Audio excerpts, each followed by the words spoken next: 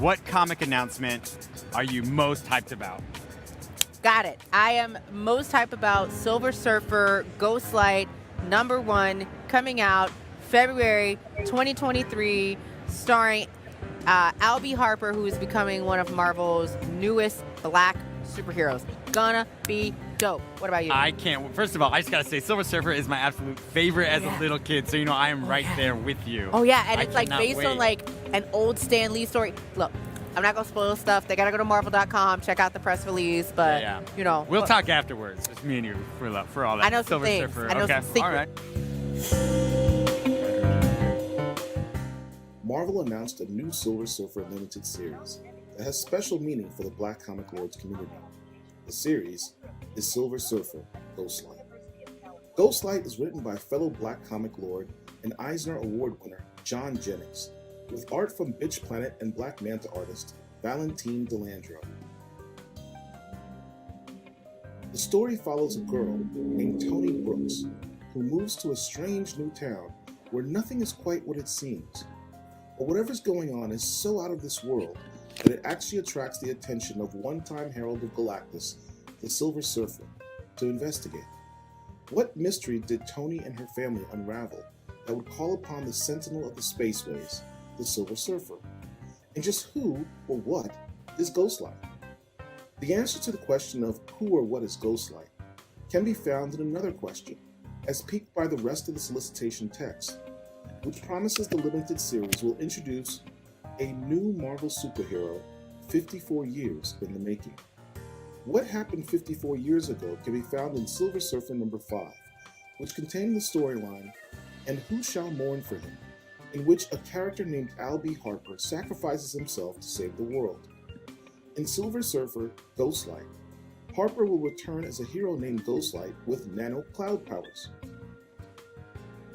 A 2021 post in the Black Comic Lords Facebook group covered Al Harper's brief story, which takes place in Silver Surfer #5 from January 1969. In this story, Al Harper rescued and helped the Silver Surfer who had fallen to Earth. Al built the Silver Surfer a complex device to penetrate the galactic barrier. He then sacrificed himself to disarm a bomb made by the stranger which would have destroyed the world. For all these deeds, Al gained the Silver Surfer's respect, so much so that the Surfer marked his grave with an eternal flame. Ultimately, it was Al's sacrifice that gave the Silver Surfer hope and respect for humanity. Silver Surfer #5 is a historically significant comic book issue. Marvel Comics' New York Comic Con announcement means that Albie Harper will be one of the earliest appearing African American characters in Marvel history to eventually become a superhero.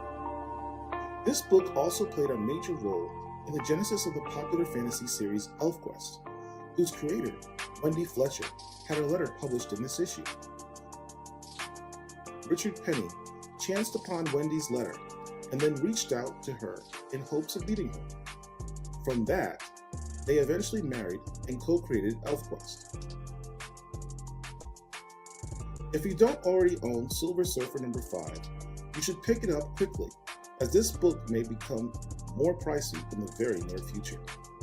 Also, be sure to add Silver Surfer Ghostlight to your pull list. Buy the comics. Read the comics. We'll see you at your local comic stores. If you like this video, please subscribe to and share our YouTube channel. Thanks for watching. Peace.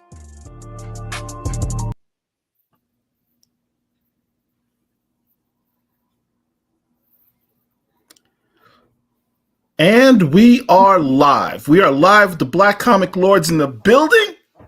What's up, everybody? We have a very, very special show for you tonight. I want to give a shout out to everyone who has been watching our lives for this past month. If you noticed, we have had at the Black Comic Lords a great month. We decided to do a Black Comic Creators series for the entire month of January.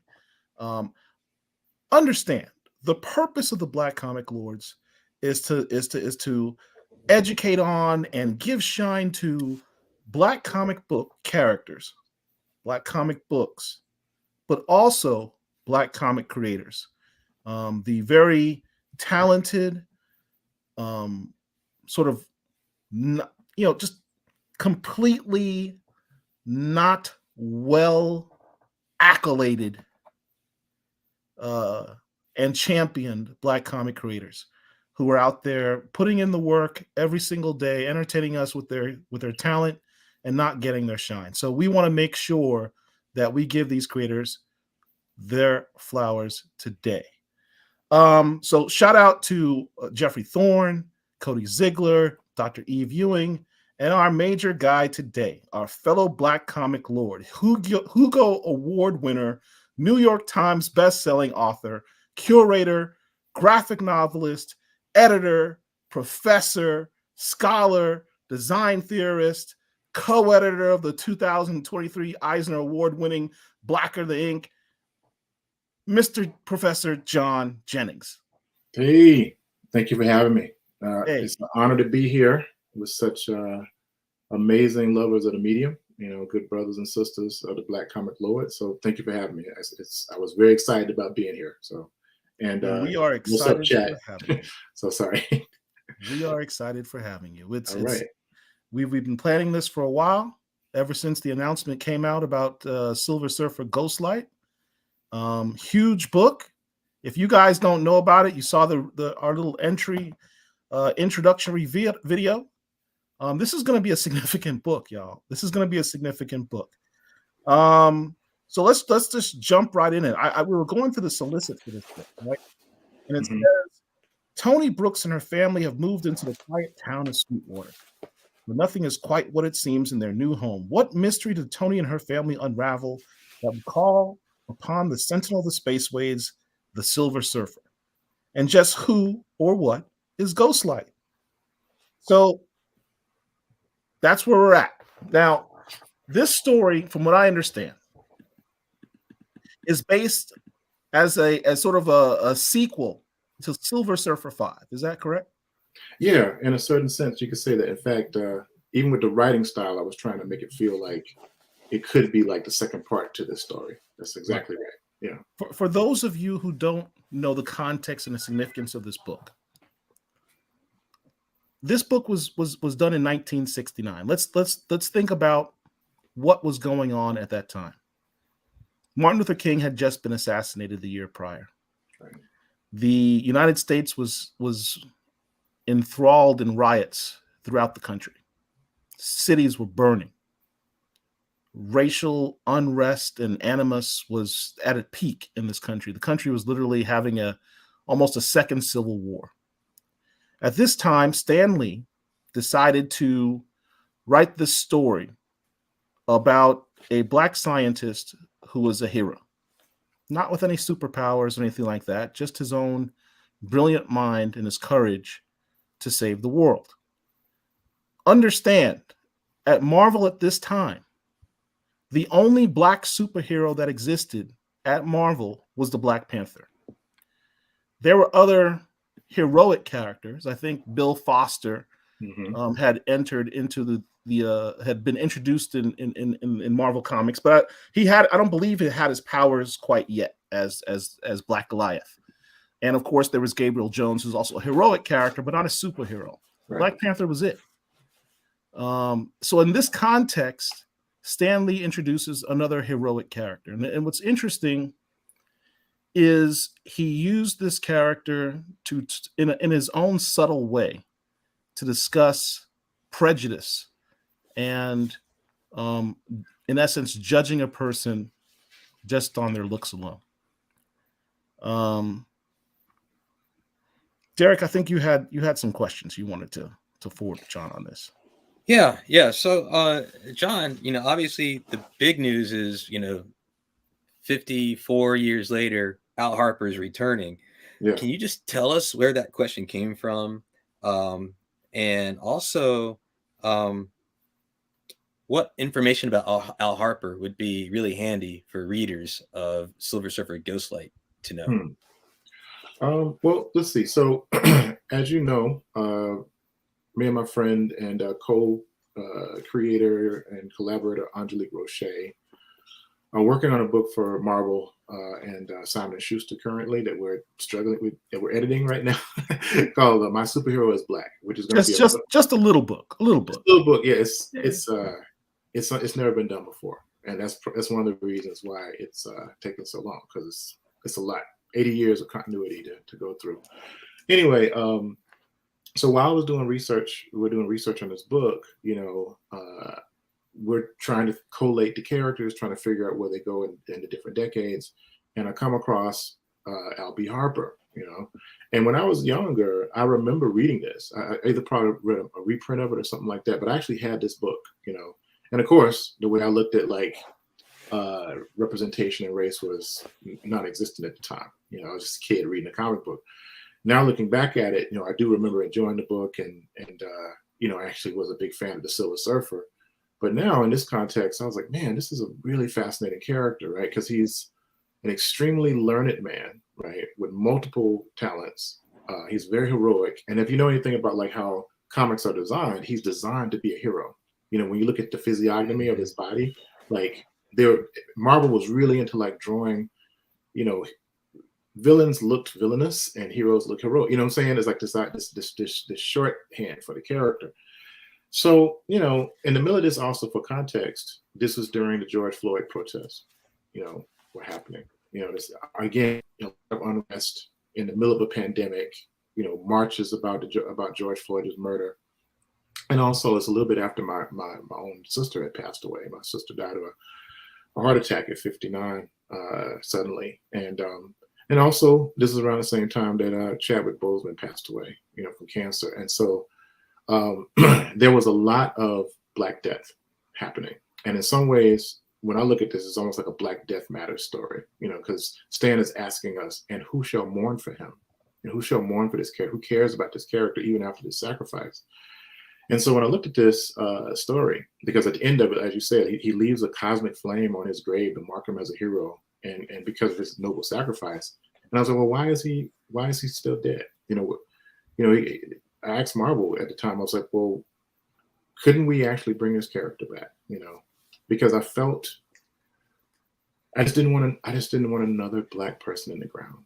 It didn't feel right to me at the time, and so I made a plaintiff pitch to them, and they wanted to see more. And before you know it, I had a limited series, and that's kind of like the beginnings of it. And so that was in the spirit of the original story. I felt like it was time for us to see Al Harper again.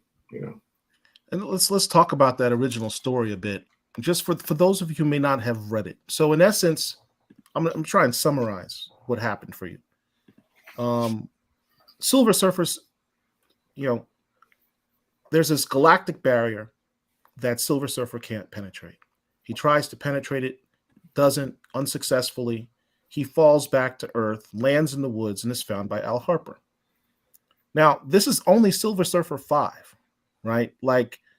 Silver Surfer hasn't been in the MCU, Freudian slip, Marvel comic that long, right? Right. His exposure to humans has still been fairly limited at this point. And so he's found by Al Harper, who takes him into his house and nurses him back to health. And he explains a story that he's trying to escape this galactic barrier. And Al Harper says, I'm a scientist. I could help you probably build something to penetrate that barrier. And so, but I don't have that type of bread to afford, whatever he needs to make this machine. Right. So Silver Surfer goes, you know what? I'm going to go out and I'm going to get the money that you need. And Al Harper's like, really? You're like an alien. How are you going to get? Don't worry, I'll figure it out. So then you begin this journey where you see Silver Surfer take some clothes that Al Harper has, puts them on. He has on this hat. I think Derek has a slide. He has his hat and he has his overcoat, and he's walking out on the streets. And he's got this very white-looking skin. And you see it there. And he's going out, he's trying to get jobs, and no one will give him a job. They're like, your skin looks kind of funny. I don't want to employ you. You look funny. You're going to scare the customers. And he goes from job to job to job. I'm not going to hire you with that skin of yours. You look funny. And so Silver Surfer ultimately says, wow, all I'm trying to do is just get a job so I can get money to do what I need to do. And no one will give me a job just because of my skin color. How else can I get money? He's like, when your immediate reaction was maybe he'll start to do crime. He comes up with a different solution, so to speak. He sees some criminals and they're at a gambling thing, and he decides to gamble and he gets the money. But it's a very subtle statement by Stan Lee about he's had to take like this darker path to try and get money because he can't get a job because of the color of his skin. They make the statement like, you come into this place, you don't have a social security number, you don't have any type of job history, you don't have any references. And I'm thinking, if you're a brother who's ever been locked up early in your life, you're not going to have references. You're not going to have training. You're not going to have a background, or a lot of black people back then just didn't have those skills, or didn't have that training or exposure to jobs to make them more experienced. And I thought it was a very subtle way Stan Lee could talk about the basic concept of prejudice. And ultimately, Silver Surfer's impression of humanity is not good. He's like, you people are very petty. You care about cash and money. You judge people by the way they look. And he was like, yeah, I just want to get off this. I just get off this mud ball. Let's get off this rock. But then Al Harper sacrifices himself to save the whole world, literally. And Silver Surfer is so moved by that he puts an eternal flame over his grave. And that's the setup for this story. That's the context of what was there. I just thought it was a really cool setup. And then Stan Lee named it "And Who Shall Mourn for Him." He was a hero in every sense of the word. That's right. And in some ways, it's almost like I was trying to exercise call and response, Yeah. And what I was answering the question. And that's what the setup for my story is. And who shall mourn for him? Well, these people will, And that's where we start. And so it's funny because in doing research about the story, they always have letters pages back in the day. And, usually about 3 issues later, they'll print some letters, about the story. This one, I think the letters page is like issue 9 or something like that. There was one letter from a black man named John Stewart, actually, which I thought was really funny. I think it was from down south, and he said basically he wasn't a Silver Surfer fan per se, but he picked it up because he thought it was an interesting cover, and when he read it, he was moved to tears by this black man's sacrifice, this black man, right? And the other one kind of sounded like it could have been, written by someone who was very anti-progressive, let's just say. And he was basically lambasting Marvel for trying to pick up these conversations around civil rights, and he was demonizing white people, and how dare he compare Silver Surfer to black folk. And it was just that's what he was implying. And so it was really interesting to see the contrast between those two statements, and Stan Lee quite plainly said, well, we at Marvel do care about these conversations. We're not here to just entertain you. We have opinions about these things. And I was like, man, it was obvious to me that this particular story was created to have a conversation around oppression and civil rights and race. It was one of the things you also mentioned I thought was kind of cool. The way Al Harper, his appearance, like a shout out to Sal. I believe Sal Buscema was the artist. John Buscema, right? John Buscema. Which one? John Romita Jr. John Buscema. John Buscema. Oh, Sal Buscema. Yeah, his brother, not Sal, but John. John Buscema. Yes. So yes. The artwork was fantastic. Great. If you just look at his face, yeah, right there. I like this picture particularly, where he's having the pipe in his mouth. Mm-hmm. That dude looks like a superhero. He does. He's got the build. He's got the confident look on his face. He doesn't Yeah. look like a caricature. Nope. He Very looks noble. like a superhero. Yeah. You put And a Falcon, a costume on him or a Black Panther costume on him, you wouldn't be able to tell the difference.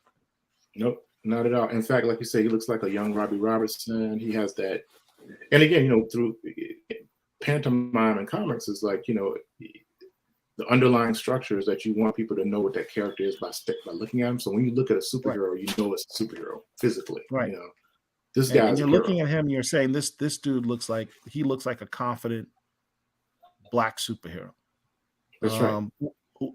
Gordon Mahan asked the question, made a statement about he loves that Al Harper's a physicist. When we first meet Yes. him, he's like collecting rocks. Yeah. He's like geology is his hobby.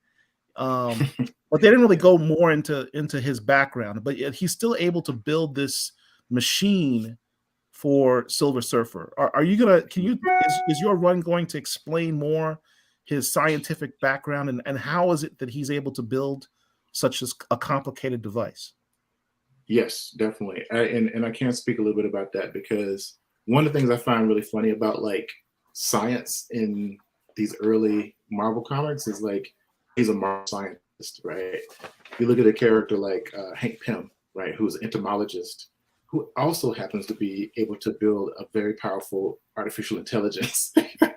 You know what I'm saying? And these are very, very different, skill sets, right? But, he in Marvel comics, the Marvel scientist just becomes the type of scientist that you need at the time, So, so Al Harper is like, I'm a physicist, but I also have skills in like both electronic and mechanical engineering, right? He probably has some skills with like material science and also something to deal with like something dealing with genetics even, So he obviously, he looked like Mr. Terrific where he got like 14 degrees, but this dude, he obviously has multiple PhDs. And so I kind of like cite that. There's something else too I thought was interesting. They never refer to him as Dr. Al B. Harper, right? Yeah. But obviously this dude is highly trained. And one of the things that I rectified is I made sure that people understood that he has several PhDs, and various complex fields. In order for him to do what he did, we're talking like Reed Richards, Tony Stark level knowledge, right? I mean, he made this stuff with his hand. It's like Tony Stark in a cave out an Iron Man suit. I mean, it's kind of like, So yeah, I definitely get into that, and it's a huge part of why he's there in the woods, and also where he gets up. So it's a great question, by the way. Yep. One of the things that you mentioned is your ability to sort of fill in more of his background. I think Derek had a question about plot devices or something like that. Yeah. So my question I had was, as I go back and read Silver Surfer #5, it's clear that he's a hero in the story, but you really don't find out too much about his background. Like he doesn't get a lot of character development, right? So I was just curious. Obviously, that's an opportunity for you.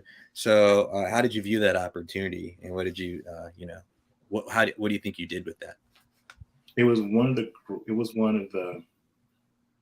Stan gave us a gift. That's where I look at it. He gave us a gift because essentially this gentleman that he created, he designed him to die. I mean, he basically in the title, it's like, in show more of him, he's gonna die, right? He's designed to do so because of the fact he's using him, like you said, as a story point to talk about the cruelties of racism and oppression and things of that nature, right?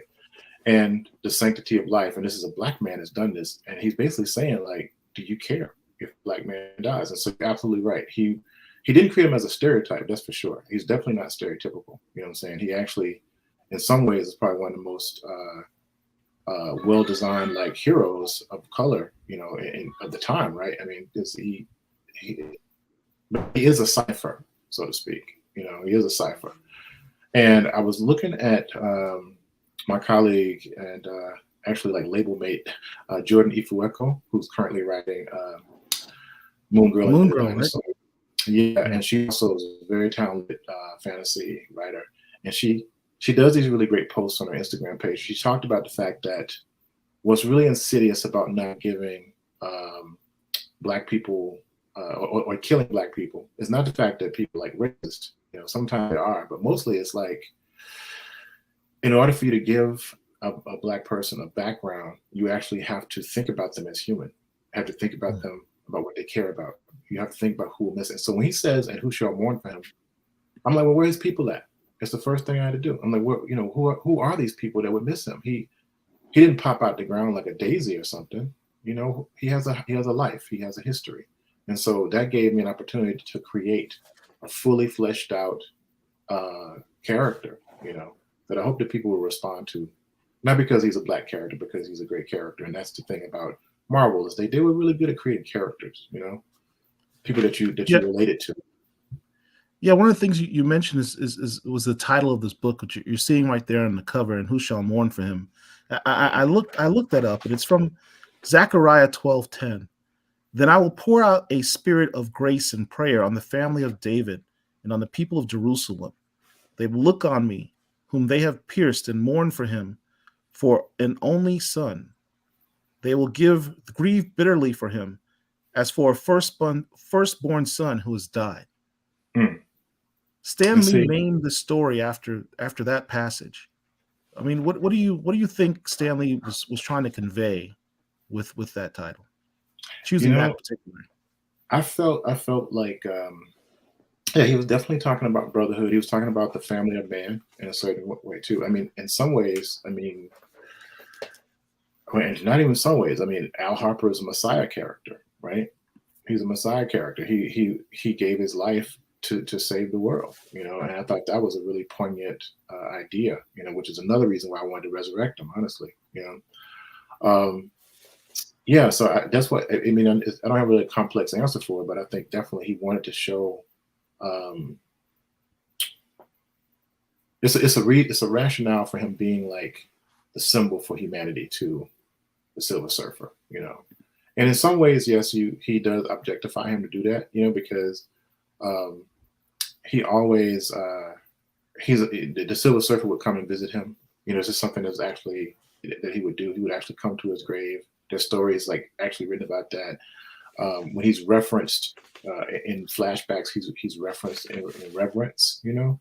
So he was created to be a symbol, you know. There's even like a story actually from a prose book that I found where someone actually steals the flame off of his grave. Actually, you know, Really? I think Derek told. I want to say that Derek mentioned that, you know, in a post or something, but. Maybe I'm making that up, but but it was, I thought it was really, because it meant a lot to him, you know what I'm saying, and I think that was like keeping in line with what Stan Lee was trying to get across, you know. There's this panel in Silver Surfer 5 where Silver Surfer is having this, I guess it's like a dream or something, right? He's daydreaming or sleep. He's asleep and he's dreaming. And he sees this woman, and she's like covered in this green and yellow smoke. Mm-hmm. And I see from the cover and the solicits for the character, he always seems to be covered in like this green or surrounded by this green and yellow aura or smoke. Mm-hmm. Is there some type of connection there? Well, you know, it's funny because I think, as I recall, this is after the Fantastic Four. Yeah, the explosion of the device. Explosion, right. It's interesting too, just to kind of back up a second, because it made me think of something, and I'll answer your question, but it made me think about the fact that the Silver Surfer was desperate enough to actually steal from the only people he knew really on Earth, right? Because he steals that device, right, and it malfunctions. So I'm assuming that he's he's having this hallucination as he's knocked into unconsciousness by the explosion or whatever. But then, you know, Albie Harper's, he's an upstanding man, right? He's like, look, I'm not going to use this money if it's like, if you got it like in some clandestine way. You know, he actually states that. He's like, no, he's upstanding. I really like that character. Now, as far as like the question goes, I'm like, in the context of the book, I think it actually is kind of a foreshadowing, you know, because it kind of references to me the vapor, the gaseous element that comes out of the stranger's bomb, the null light bomb. And I think in the context of that it is foreshadowing. Now, it's extremely important in the story that I'm writing, actually. So I will say that, yes, there is some significance there that's directly connected to what's happening with that vapor. So. Hey, just a quick question from Top Tens in the chat. I think he's asking about the Silver Surfer #5 cover, and he's asking who is that the Silver Surfer is fighting on the cover. So the answer to that question is that's the stranger. Yes, the stranger. Yeah. If I had a quick and dirty like elevator pitch, the stranger is a intergalactic, cosmic powered mad scientist. So, if I actually had to, if I had to describe who that is, but yeah, he has his power levels are approaching that of Galactus actually, and he's ancient. Hey, Derek, you had a question about the Silver Surfer story, right? Yeah. So, I guess the first thing is, you talked a lot about Al Harper, and obviously Al Harper becomes Ghostlight, but let's talk a little bit about Silver Surfer. So, entering into this story, where is he physically? Where is he mentally? What's going on with the Silver Surfer coming into Silver Surfer Ghostlight? That's a great question. First of all, I want to preface that I feel that because of the dearth of traditionally of Black superheroes, right? I've always felt that readers of comics, who are primarily Black men, to be honest, up until relatively recently, have had to project Blackness onto characters. They're characters that actually have a constructed Blackness because of their otherness, like Nightcrawler, for instance, or the Hulk, or Silver Surfer. And I think because of the fact that he's imprisoned on the planet, because of his disenchantment, because of the things he goes through, I find that there's a lot of Black men who love the Silver Surfer, and I think it's interesting that he's kind of a mirror, like he's kind of covered in a mirror, So he's kind of like this cosmic powered everyman. So I just want to say that he's a great character, and he almost like extremely powerful, almost like demigod of spaceways. I mean, this dude can extinguish suns and start new life on planets. It's just kind of ridiculous. So when I first pitched the story to Marvel, I didn't even have Silver Surfer in the story, right? And and so it's funny because when I first got a chance to do the story, I didn't realize that it had been greenlit. It was just really kind of strange. Like I just started getting notes. Well, I didn't realize there were notes. I started getting questions from Tom Brevoort, who is like one of the most powerful editors. Well, he's probably the most powerful editor outside of C.B. Cebulski at Marvel. And I'm like, and then I realized I'm getting notes from Tom Brevoort. And one of the things he asked me was like, why didn't you use the Silver Surfer? And I was like, well, I did not know that I could. I was like, I didn't realize, I wouldn't have presumed that I could use one of your most popular characters. And he's like, use who you need until I say no, that you can't. so I was like, oh, okay. So the other thing was I was a big fan of Silver Surfer Black, that Tradd Moore drew. And so I wanted to start there, actually the original story, and I'll see if I can find one of these days to share with you, that I was going to directly connect this story to the end of Silver Surfer Black, and they told me basically, and I'm so glad I mentioned it because I saw the slides in there. They wanted me to kind of not even think about where he was, actually, to answer your question. They wanted a cold intro to people who hadn't heard of Silver Surfer, and so really he's kind of like a few parsecs away from the Earth, and he senses something is amiss, essentially. I would imagine that emotionally he's really drained after the stuff that he's done in Silver Surfer Black, but that's kind of where he is. I was trying to start from scratch with him and just kind of be in a moment with what was happening on the planet. I thought it'd be interesting to take such a powerful celestial character and put him in a small town in Western New York. The other thing I want to say too about that, I know this is not a question, but So first thing is like Sweetwater. The name comes from Goodbye Sweetwater, which is a collection of stories by the late great Henry Dumas. So it's a reference to who was a inspiration to Toni Morrison, right? Who Toni is named after in that story. So I wanted him to be in a space that was strange and almost like Erie, Indiana, or something like that, where it has this weirdness around it. And the other thing is that if you look at the original comic book, they don't really say where he is. They don't say where he's buried. Yeah. They don't say, it's just like these nondescript places, and, if you remember, Paul, like in the story, there's a section where like the town is big enough to have kind of skyscrapers, I guess, or big buildings, but small enough that he can walk into a police office and they know who he is. Right. It's really interesting to me. It's almost like Mayberry, but like in a big city. I was like, what? Where is this? That in 1969, a black man could walk into a police station and make demands on the police, and they know who he is, right? I was like, I thought that was really interesting, and they know who he is, not as a criminal, just not as a criminal. Friendly. That's Al Harper, and he's that guy, you know what I'm saying? He knows better than that, you know what I'm saying? And didn't lay a hand on him or anything, right? So I thought that was interesting. But anyway, so a roundabout, answer to your question is like, we really wanted to start with the Silver Surfer, just Silver Surfering, and then this thing happens, it draws from the earth, Well, speaking about Silver Surfer, so this character has cosmic powers, as you indicated. That's right. It always seems that what cosmic powers means kind of depends on who's writing the book. That's right? Correct. Like, yes. The cool thing about Silver Surfer and many cosmic characters is that their power sets are only limited by the imagination of the writer. That's correct. Right? He can fly through space. He's got invulnerability. He can shoot blasts. There's this weird panel that I want to reference to you. In Silver Surfer 5. Right. So, the cops are trying to stop him as he's trying to get this money, right? And he goes, "You will say no more. You will remember no more.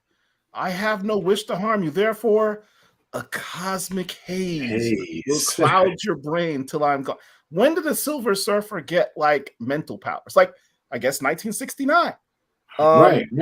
No, but if Al Harper is going to be a cosmic powered hero, assumably, because the connection with Silver Surfer. That's right. Will he have some type of mental abilities? Yes. Yeah, because basically, I can say that without spoiling anything. But if he's cosmic powered, there is a certain power set, as you say, that comes with almost like a standard cosmic power set. Very, very durable, extremely strong. Right, can fly, energy manipulation, these types of things, right? These are kind of like almost like base level cosmic powers. Because you're right. I mean, the power cosmic is almost like space magic. It's like, you're just like, there's so many things that the Silver Surfer can do. In fact, they reined me in. I was like, hey, his power set says he can do it. It's like, no, let's not do that. I was like, okay. But they said that he could, so I was like, but no, there's a range of powers that are directly connected to the Silver Surfer's power set, and a few others that Al will display that aren't really within his purview because of other influences, so to speak. And what else was I gonna say? One thing I did though, I want to remain human. I really, because I don't think that. Well, first of all, Silver Surfer is alien. He's from a planet called Zenla, so he's not. He's extraterrestrial already, even though he's anthropomorphic. I mean, he looks like terrestrial. But I like the idea of one of Al's limitations being the fact that he is still in a human body. Saying manipulating forces that are far beyond his comprehension. And so a lot of the story will be about him dealing with what's happening to him and how does he actually even, mitigate what's going on, So, hey, Derek, what's that question that's in the chat? Yeah, so actually there's a few. There's More of a comment, I think, along with the question by Philly Born. Why so long to tell his story, talking about Al Harper? And this won't just be a Black History Month limited series that goes on the back shelf. I hope not. And really strong answer from Rich. If we buy the books, specifically pre-ordering them before the final order cutoff, then Marvel should use him more, right? But you got to pre-order the books. That's what I said too. You know, somebody interest has to be there. Yep. Yeah. Interest has to be there. That's right. It's a business. Absolutely. And then there's another question from Top Tens. Are Ghostlight's powers public now? And I think they are public. We have a slide for that too. If you want to, whatever you can talk to, John. I don't want to put you on the spot too far, but Right. Are they? Well, yeah. I guess they are kind of, huh? I don't want to talk too much about it. Can I point out something here, John? Oh, okay, all right. What's that? Can I point out something? When I first saw this picture, my immediate reaction was, why did Marvel, or thank God Marvel finally made a Jamaican superhero? Because that is literally the Jamaican flag. Yes. I know you've already written the story, but I think I can speak on behalf of all Jamaicans that we're going to end up claiming this guy as our hero. Well, here's the thing. I mean, and I want to, first of all, I want to back this up. And I hope that y'all do, honestly.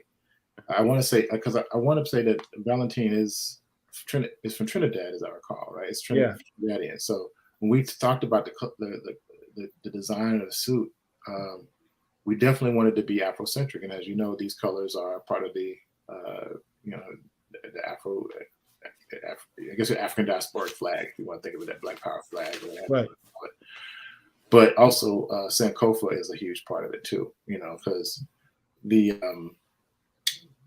original costume that I designed was really focused around the idea of Sankofa. And if you think about what Sankofa is, it literally means go back and get it. It's a West African Akan term that's about like reaching back into history and representing it to the future. And it's something that resonates a lot in Afrofuturist theory and stuff like that. And I definitely think of Al Harper as an Afrofuturist superhero, And so that if you know, one of the symbols is the that's right, Colors of Liberation, the egg. So it's almost like he has like a Sankofa egg in the middle of his chest that actually represents that particular aspect. And then you have this almost like hand-like structure coming down from his neck that looks like it's grabbing the egg, and it's almost like speaking things into existence. I mean, it's a beautiful design, a lot better than my clunky original thing. Now to the other question, why so long? I think what it is it speaks what George Wecker was talking about, right? I mean, I do know of another creator who wanted to actually bring Al B. Harper back to life, but I think that particular pitch wasn't dealt with, and so it's not the first. It's not the first time that someone wanted to do this. I will say it was another African American creator, but I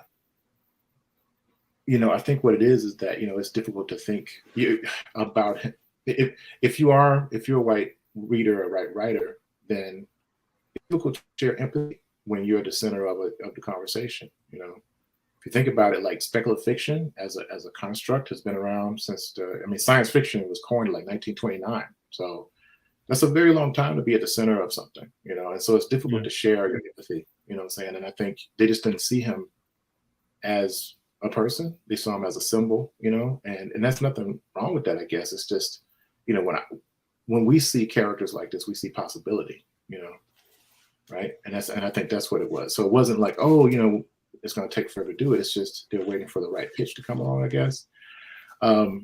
Someone else had mentioned the idea of like Black history, of course, and it was like, well, there's a lot of chatter out there, and again, they are in business, and we are in a space where, we're in a corporate space where capitalism is actually our national religion, believe it or not. So it's like that's just where we are. And so in order for companies to make money, they have to situate releases around a particular thing.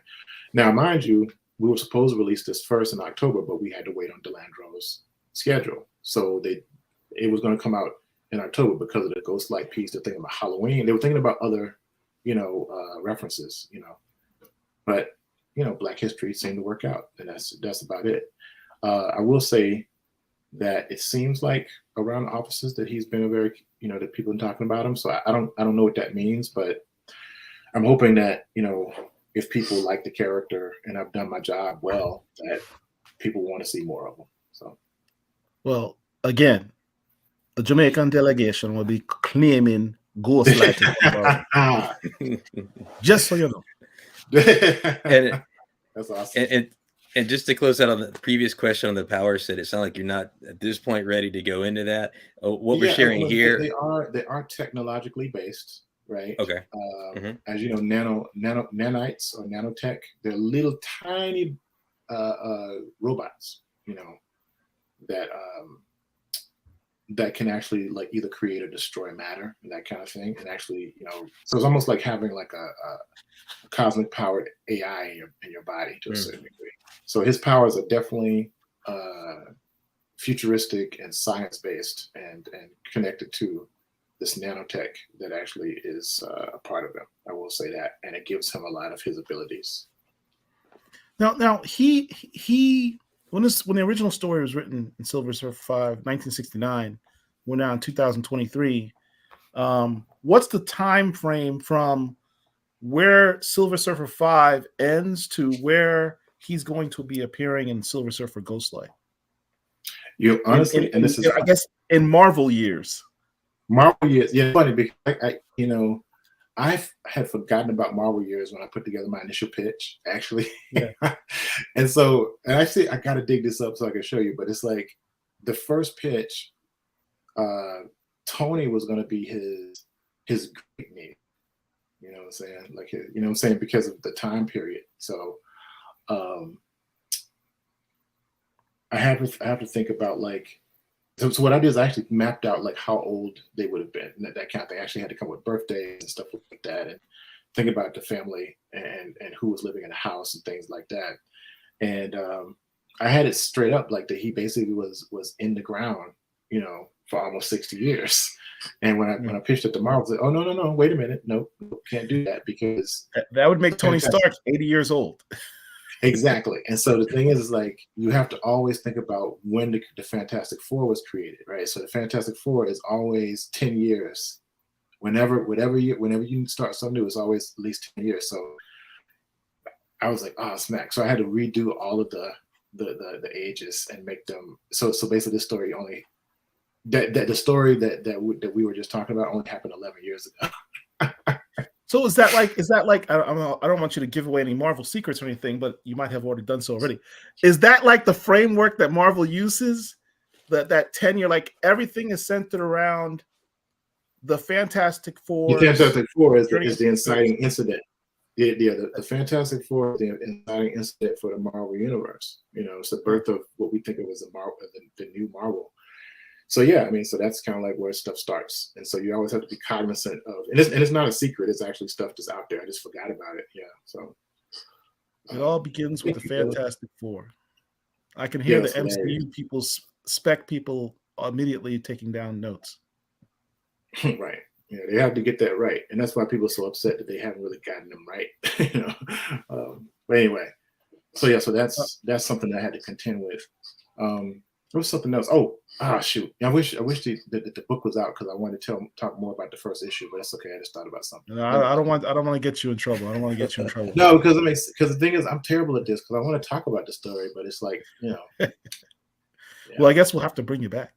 Now there was a preview. So for the chat, there's a preview that came out, Paul, like 2 or 3 days ago, and it's on multiversitycomics.com if you want to take a look at that. Anybody wants to see, and I think it maybe shows like the first 3 or 4 pages and maybe 5 pages. So you get a shot of some previews. If anybody wants to see those. I actually had a question about one of the pictures that was in that multiversity thing. Can you bring that up, Derek? Mm-hmm. The one with the kids? Oh, sure. Yep. Let's see.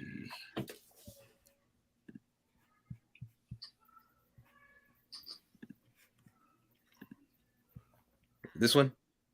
Yes. All right. So these have already been released. Yep. On the left there, we see this family, Yes. right? Who's this family? Well, this is who shall mourn for Al, essentially. You know, this is his family. That's Al's family? Al's family, yeah. Like, what's the relationship there? On the left, Well, that's Al's family, you're saying. On the left is Al's family, yes. And so we see his sister, Glenda. We see her husband, Donnie, and also Hattie Mae, his mother, and his niece and nephew, Josh and Tony. So Tony's the girl? Yep.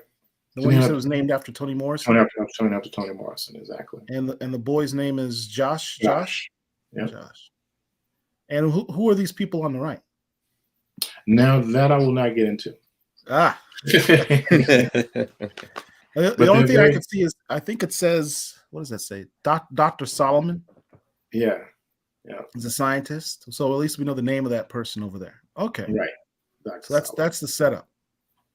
Yes, the setup. What was really cool about it is, like, when I first pitched this, I pitched it as a 6-part story, you know.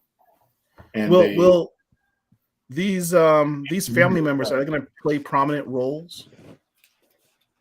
Yeah. Oh, definitely. Yeah. This it's a family affair. I mean, one of my favorite things about it is I got a chance to actually show an intergenerational family living under one roof, you know, and taking care of each other. And you know, this is something that I think is really, really beautiful about the story, is the fact that one of the most radical things I could have done is shown a Black family just being citizens and just being mundane and going out on a date night and unpacking and, you know, that kind of stuff. You know, so it's just a Black family, you know, just hanging out, you know, and dealing with everyday life.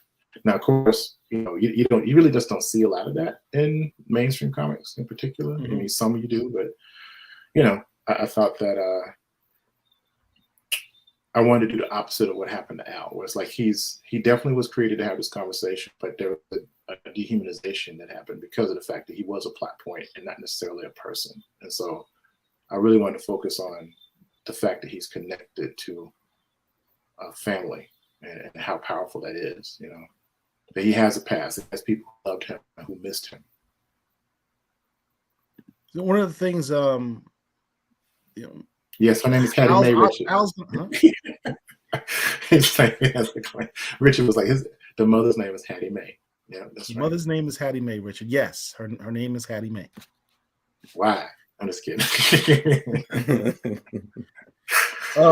Al's gonna get these powers and become Ghostlight. Are we gonna see other superpowered characters?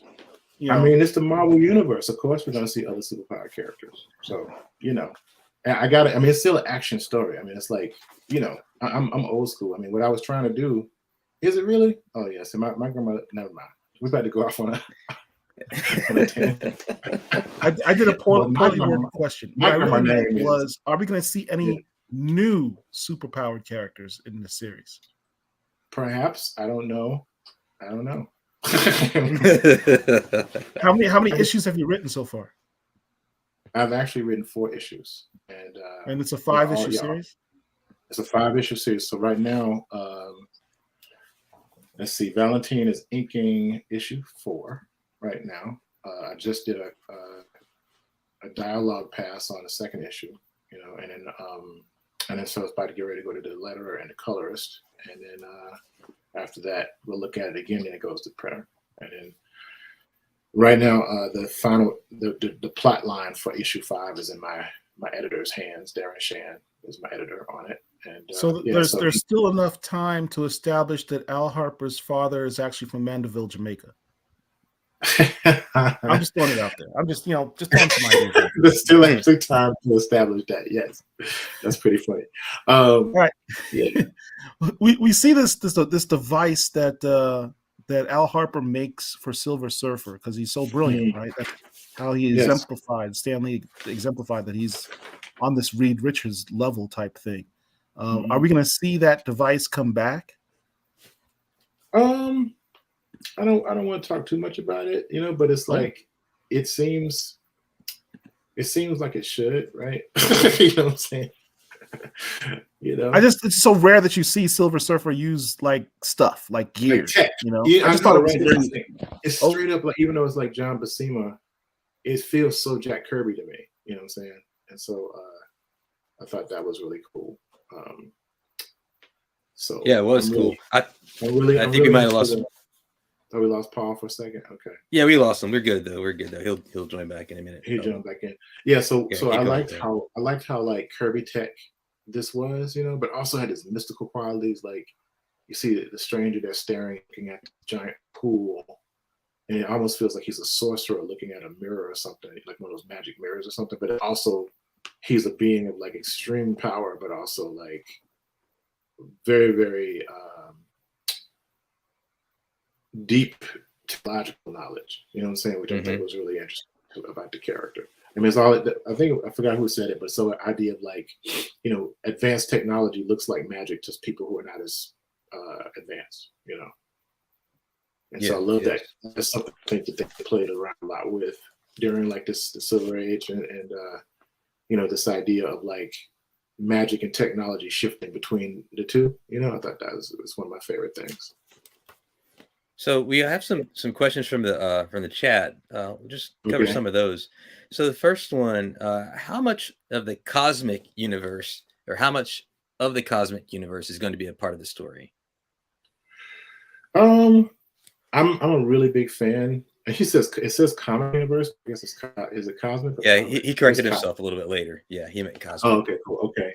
So because of the nature of Al Harper, I think it's, you know, it's almost like you, even though it's set in a small, you know, American town, we are exposed to quite a bit of the funky cosmic is going to definitely be present in the Man story. took me out. I'm a big fan of Jim Stockin's work, so you know, they had to rein me in because I'll get weird on you, man. I'll write some weird psychedelic stuff. You know, I'm really big into that kind of stuff. So yeah, we're gonna get cosmic. So. Okay, and there's another question from Ernie. He's asking, will the Silver Surfer supply anyone with the power cosmic? Indirectly.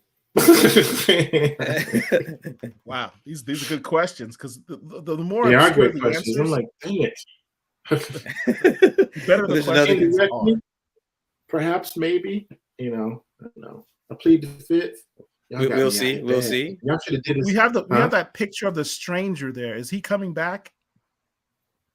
You know, I like the stranger. I mean, but he's really strange. I don't know how do you use him in a story? I don't know. Wow. Okay. Strange answers. Okay. Here's can another you describe one. for us? Oh, yeah. What the villain's gonna be like? No, somebody says what the villain's gonna be like?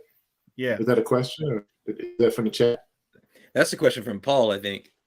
Oh, look, man. Let's just say this. I'm really into, you know this, I'm really into horror, man. So it's like, you know, there's gonna be some wild stuff happening on Earth. Let's just say that. Okay. So it's gonna be tripped out. Well, that's a good question. It is a good question. And how about where the story takes place mostly? Is it going to be on Earth or outer space? Can you tell us? It's primarily anything about that? So you can't avoid outer space. So, you know, so some of it will be in outer space. Yeah, it's a great question. Okay. But I did want to be really grounded and terrestrial, you know, bring it down to, because here's the thing. I mean, what I wanted to do was personalize it, you know, because something that I think Marvel does, like, make these epic stories, right? But I think if I could take a character like Silver Surfer and actually make it super personal, then I think that I might have accomplished something that I think Silver Surfer really represents, is the everyman, you know.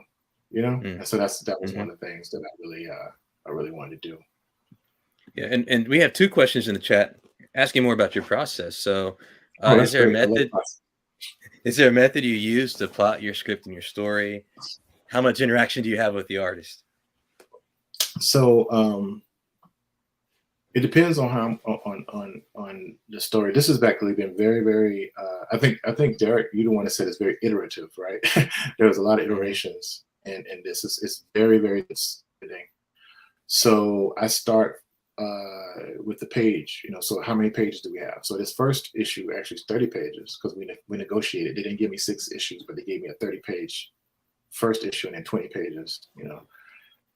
What I'll do is I'll start with the plot and I'll go like page 1, page 2, and then I'll kind of like make a rough outline of what needs to happen in the story. Now, mind you, when I did pitch this, I made a very, very detailed pitch. Like my pitch is longer than usual, actually, because I'm used to doing big pitches. Because in the trade press, on the academic, because my background's in the academy, but I work in a trade press. Because I have a connection in that space. They like really long pitches. They like they want to know more about what you're doing with the story, because the more that they know about it, the more they can, so they understand like, how do I sell this book? Whereas like with Marvel, they only want like a really short pitch, like a page or like 2 pages, 5 pages, something like that. And I didn't know that. So I went in there with like a 42-page pitch. Oh goodness. They're still making fun of me. It was like bam, it was like a book. It was a 42, and bang, it was like, here's the rationale, and this is what the costume's gonna look like, and this is what the name means. It was like, here's a glossary of terms. I actually had like it was wild, because I put on my like academic cap. So that's why I started. And then what happens is after that, once the plot is approved, then I do a draft of a script, and I'll go back and forth with the editor. The editor will also go back and forth on the plot, and so he'll make suggestions. Maybe you should move this to another page, that kind of stuff. And as far as like how much interaction we have with the artists, me and Valentine have had a couple of meetings. To start, we had an introductory meeting, and then we kind of talked about a few things that he wanted to clarify, some of the character designs. Other than that, though, it's just been email. And Valentine is a remarkable artist, and he's a great writer himself. And so he'll even look at the script and be like, you know what if we did a double-page spread here? Or what if we did I'll move some things around so we can do like a big reveal here, just for like just the pacing and stuff, stuff that I wouldn't have thought of because I'm thinking about the story, but he's thinking about how the story is being presented, So then what happens is, he'll do, he'll draw it out, or he sketches it out. He'll send us some blue line sketches, and then we'll look at that. We can actually make notes on that. A lot of times, we'll even like, move around panels and stuff and say, hey, this doesn't look right, or that kind of thing. Or what's his face saying right there, that kind of stuff. And then he'll ink it, and then we'll do a lettering pass. And at that particular point, we'll look at dialogue and make sure that the face is matching what is being said, or is it too jumbled? What does the page look like? It's a lot of editing, and then we even look at a color pass too. We make notes on the colors. Things like that. That's a big deal with you, because you're very talented when it comes. You have a very unique color scheme. You're gonna make me cry right in front of you, because I love. Seriously, I work really hard. I love coloring. Actually, it's one of my favorite things. So thank you for that. Yeah. That means a lot. I can pick your pictures out of the lineup. Yeah. Thank you. Yeah. Matt Miller is a great colorist, though. He's killing it. Like, one of my favorite things is he's not making, even though he's a white colorist, he's worked on a lot of Black books. He worked on Ironheart and some other stuff. He's very cognizant of complexion, which I love. I was looking at the colors. I was like, I'm going to use just one brown and make everybody the same brown. It's like, no, everybody has different complexions. There's lighter skin. There's got butterscotch. You got some, it's not everybody is brown number 5. Exactly. Everybody's not brown number 5. It's like, just look at us right here. So so yeah. So it's I thought that was really cool. So yeah, a lot of interaction with everybody. And the other thing too, and I didn't realize this, is that once your book once it gets lettered, it gets passed around to other editors who have nothing to do with the book, to make sure that in Marvel. So they'll sign up and say, I want to read this issue to see what it's like. So you'll have an editor who has no connection to the book, read the book and be like, okay, this is good. It's a really, really smart process. It's been One of really the comments here is that that cover is absolutely amazing. That cover for Ghostlight #1 is by Torrin Clark, who's just killing it in the game, in the cover game right now at Marvel. Listen. Shout out to Marvel. Give this man a contract. Give him one of those Alex Ross he's doing so much stuff though. I see what you're saying. Yeah, he needs that Alex Ross exclusive cover deal. Yeah, he almost has it. He's doing so much stuff that He is. What's funny about the cover? What's fun about the cover is that when we revealed, I didn't know there was going to be a cover reveal at Comic-Con. I had never seen the cover. They put it up. That was your first time seeing this at Comic-Con? That was my first time seeing it in front of like 700 people, you know. Wow. And I know there were kids out there, but I straight up cussed. I was like, oh, I'm so sorry. Because it was, I was, people ask me questions. I'm just staring at the doggone cover. I'm like, man, this is gorgeous. Are you killing me? Is he going to be doing covers for all 5 of the issues? They're already finished. Yes. Oh, they're wow. beautiful too. Yeah. Well, the only other one we've seen is number 2. Well, there's a few others. Well, let's walk through a few others. So this is right. So this is the one on the left is a variant for number 1. I know, Paul, you don't care for that one. Yeah, the Planet of the Apes variant. Yeah. But when that one came out, that one got a lot of attention when that one hit on Instagram. Because you got Galactus looming. Yeah, and then the one on the right, that's a variant of number 3, I guess, or is it the cover? That's A? Correct. That's the lead cover. Can you tell us what those characters surrounding Silver Surfer and Ghost Rider? They are dangerous. They're what? They're danger. They're danger. Okay, so that's it. That's it to be determined. They're very dangerous. That's what they are. Those are read the book type questions. Those are read the book type questions. You know what's funny? You know what? Honestly, it almost did. Someone said a frustrated fans sports show said that I bet that brought you to tears. It was very close. I was actually, you know, what really brought me to tears was talking to because Danny Laura was. They were on the panel and they were talking about how Blade was their father's favorite character, and now they are writing the Bloodline story. So that's actually what made me cry. everybody on the stage was like, but you know what actually almost got me was I did an interview with a colleague of mine, Sundiata Chajua, who is a massive. You guys would love him. He's a big comics nerd. He's a professor of Africana Studies at University of Illinois, and I did his show, and I was talking about like the inspirations for Ghostlight, and I straight up like just broke down. Like the whole part about leaving her in the ground. I don't know why I was in a very emotional space that particular time, but I just I think it was the first time I actually really said it out loud. You know what I'm saying? And it just really hit me in an emotional space. Now, one thing that I'm totally shocked by is and I haven't seen this question, is why is he called Ghostlight? Uh-oh. Yeah. Right? That's a good question. No one said that. Yeah, that's a good question, right? Why is it called Ghostlight? Check it. So I told you that I was thinking about this character during the pandemic, right? Like in a harder pandemic. I'm talking like, you know, the numbers were really high. We had thousands of people were dying, you know, and I had lost so much. I had a friend of mine who died on her honeymoon. Caught it in Jamaica. I actually died in Jamaica, you know, honestly. Broke my heart, you know, and I was like, man, it's too much. And the other thing I read this article about all of the theaters that had been closed because of the pandemic, you know. And so if you know anything about theater history, they said that all the theaters are haunted, right? Which is a kind of a folk tale. But when you close down the theater, you leave on one light stage.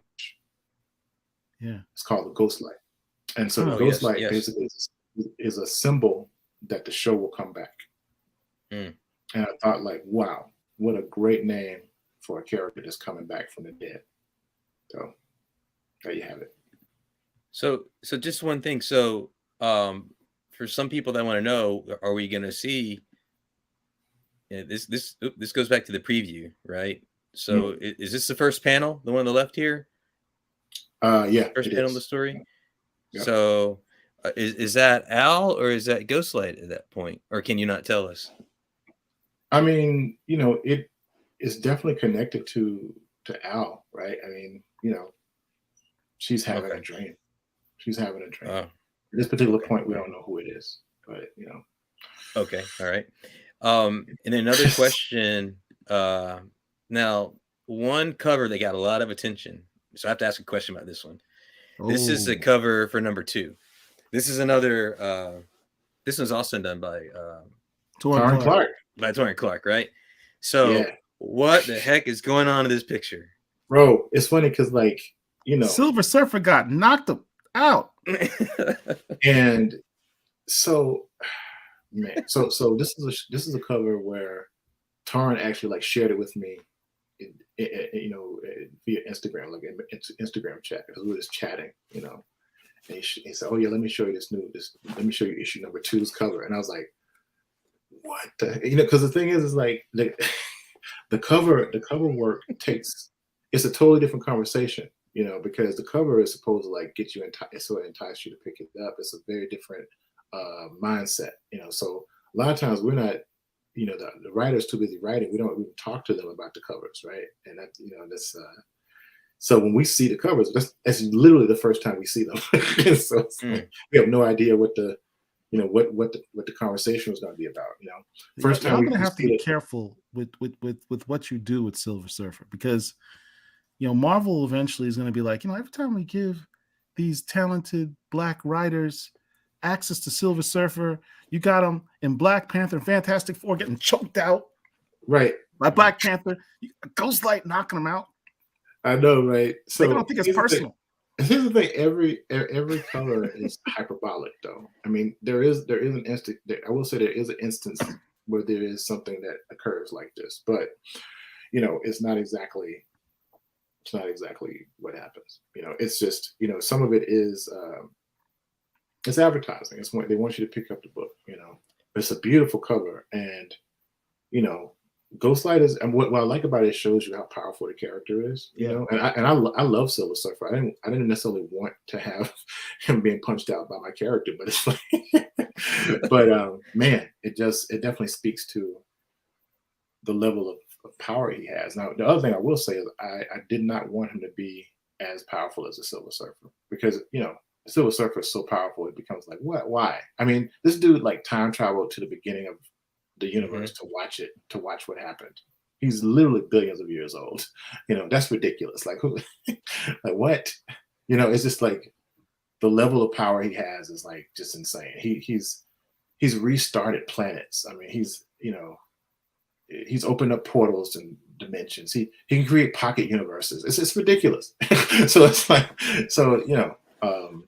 I didn't want him to be that powerful. He definitely was wielding a quite great deal of power. But one of the things I want to focus on is like him struggling about his humanity, which is a very Marvel thing. Like, who am I? Like, am I really Al Harper still? With these abilities, where's my family? He's more concerned about like what he's lost, and how he reconnects than anything. I do wish I had that extra issue so I could delve into that more, but we had to move very quickly. A lot of the questions y'all are asking will actually be answered in issue 2. And it's a heavy lift because you have to actually kind of like pretend like people don't know who the Silver Surfer is, and you really have to say like, okay, this is what happened to Al Harper. Like, why is he back? What happened? Kind of thing. It's a lot. It's a lot in 20 pages. Oh my goodness, it was a lot to do. That's probably like the issue 2 was probably like my hardest to write. My personal favorite issue that I've written so far is issue 4. Really? There's some good dialogue in there. There's a lot of tension. It's like, the penultimate issue is really good. And of course, I think y'all are going to appreciate the climax too. I'm just trying to figure out if I can get everything into 20 pages. Another thing that's significant in the whole history of Marvel's universe, how many cosmic powered Black superheroes have we had? We got Blue Marvel, you could kind of say is cosmic powered. I mean, he's extremely powerful. I mean, right? Like if the Blue Marvel was in an antimatter universe, he'd be like a god. Right. So, So you got Blue Marvel, you got the Captain Universe character, Tamara DeVoe. Yeah. You could also argue, especially after Eve Ewing just wrote Photon, that Monica Rambeau is a cosmic powered being. Yeah, there's also in that she can fly in space without a suit and go to faster than light, etc. Yeah, probably the most powerful is Numinous. Okay. She's very powerful. She's Numinous is like on the level of like eternity. She's an extremely powerful cosmic being. Yeah, because she represents like chance and fate in the universe. Very powerful character. So, of these Black cosmic powered superheroes, where does he line up? Where does he rank? It's hard to say right now because I think the upper level of what we could do with them is still being introduced. Like a lot of this is him getting to even being alive, so it's hard to say. But Because that's part of the fandom is as though they want hero to rank versus, people, right? I mean, the whole thing is like, well, which is another reason why we had to have something like this, right? Who's going to win in a fight, Blue Marvel or Ghostlight? Probably, I think the Blue Marvel's still going to get him. You know what I'm saying? Blue Marvel's still going to get him. I really like. Or maybe they might fight to a standstill. I mean, the dude he is very powerful. He hit Norrin Rad, knocked him out. Knocked him down. So it's like he is powerful. But I'm like, I haven't really. The Nova family. That's a good question. That's a good question. The Nova family. Because do they manipulate the power cosmic? Is that a different? But I did. Man, by the way, I love that series. By the way, I thought it was cold. Anyway, I love it. So Black I don't know, man. family. I don't like making characters super. I don't like writing characters that are too powerful. My personal preference is extreme characters that have a lot of, to me, you can deal more with the infirmities. Like that's why, actually, Daredevil was my favorite character. Shh, don't tell nobody. Wait, I just told a lot of people. Sorry, but Daredevil was my favorite character because of that, because of his foibles. I mean, and Spider-Man is my second favorite. But let's just say that that Albie Harper is somebody you don't want to necessarily mess with. And when you see what his background is, what has happened to him, then you'll see what I'm saying. So look, everyone who's watching this book is going to be dope. It's too late to pre-order number 1. It's not too late to pre-order number 2, 3, 4, and 5. So you got to make sure you get your pre-orders ready for this book. And we're going to talk a little bit about it later. I would appreciate it. Derek, I think why don't we go to a commercial break, and when we get back, we're going to talk about some of the other upcoming works that you've got going on, because you're. Okay. This is when I go back to the Jamaican thing, man. You got like enough jobs, man. Whenever I talk to you, you've always got like at least 6 to a dozen projects working at one time. So we're gonna have you talk about a few of them. Yeah, and for the chat, there's still a few questions. Hopefully we can do a rapid fire related to the Silver Surfer, Ghostlight, and Al Harper. So hopefully we can get to those as well. Oh yeah, all right. Okay, we'll go to commercial.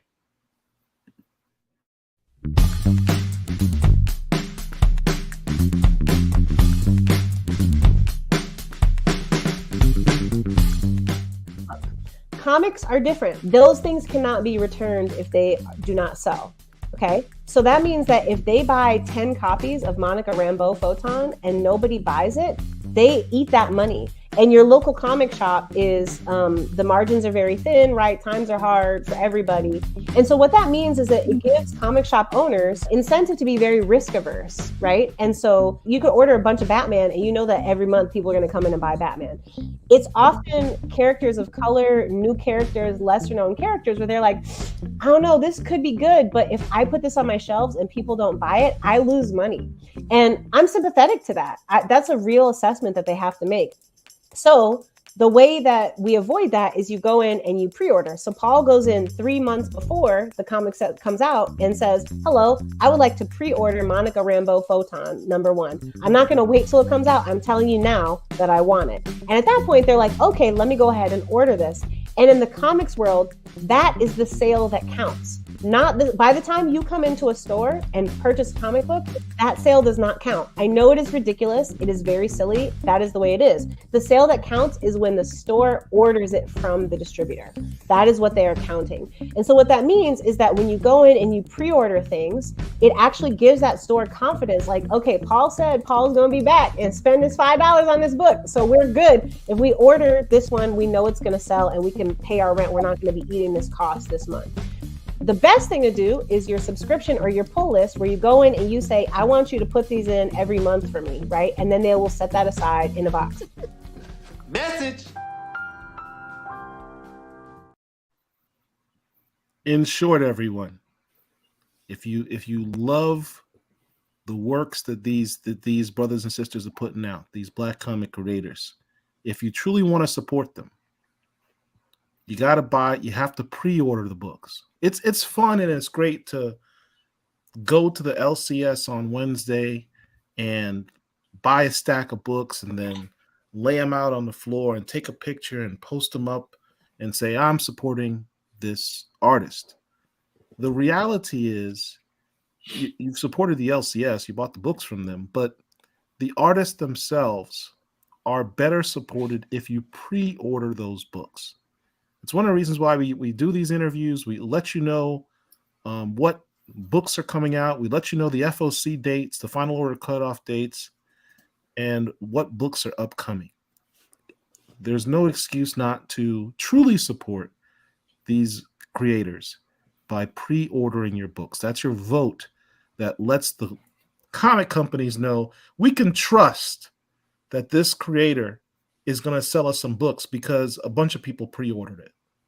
If you don't do the pre-orders, the companies aren't going to put extra faith that the book is going to sell. We don't have that margin of error that other writers and artists get. So if you truly want to support, please pre-order these books if you're interested. Can't emphasize that enough. All right, so we had some more questions in the chat. Derek, you want to go through some? Yeah, I'll try to answer them fast. this is gonna be rapid fire, right? Rapid fire. First one from Ernie. Let's see. When Silver Surfer summoned the space surfboard, he would say, "To me, my board, will he resurrect Al Harper by summoning him from the grave?" Not in my story. It's cool. All right. To me, my noble black man. Okay. When is My Superheroes Black book releasing? Currently, it's June. There have been some editorial. Huh? So right in time for my birthday. I'm in June. Yeah, hopefully. But I have to say that there is a lot of work to be done on it because there's some editorial stuff that's been going back and forth. So I'm hoping it doesn't get pushed back, but it's a lot of work. It's like, it's a ridiculously amount of work. And then we have to double check. And then, we have two multi-million-dollar companies that are weighing in on what's being written. And that's a lot. There's so many editors on this book, you wouldn't even believe it. So it's because they want to make sure it's right, because they want it to be an evergreen book, and it's, and Angelique and I are very different writers. I'm a big concept theory dude, and her background is in journalism, so it's very granular, and she goes down rabbit holes, and and it really works out as a combination. I think you'll like it, but yeah, right now it's June, but I don't know. So, we're gonna do our best to make that, but it's hard. So some in the chat and watching this video may not know what My Superheroes Black is about. Could you maybe take just 15 seconds, like an elevator pitch? What is it?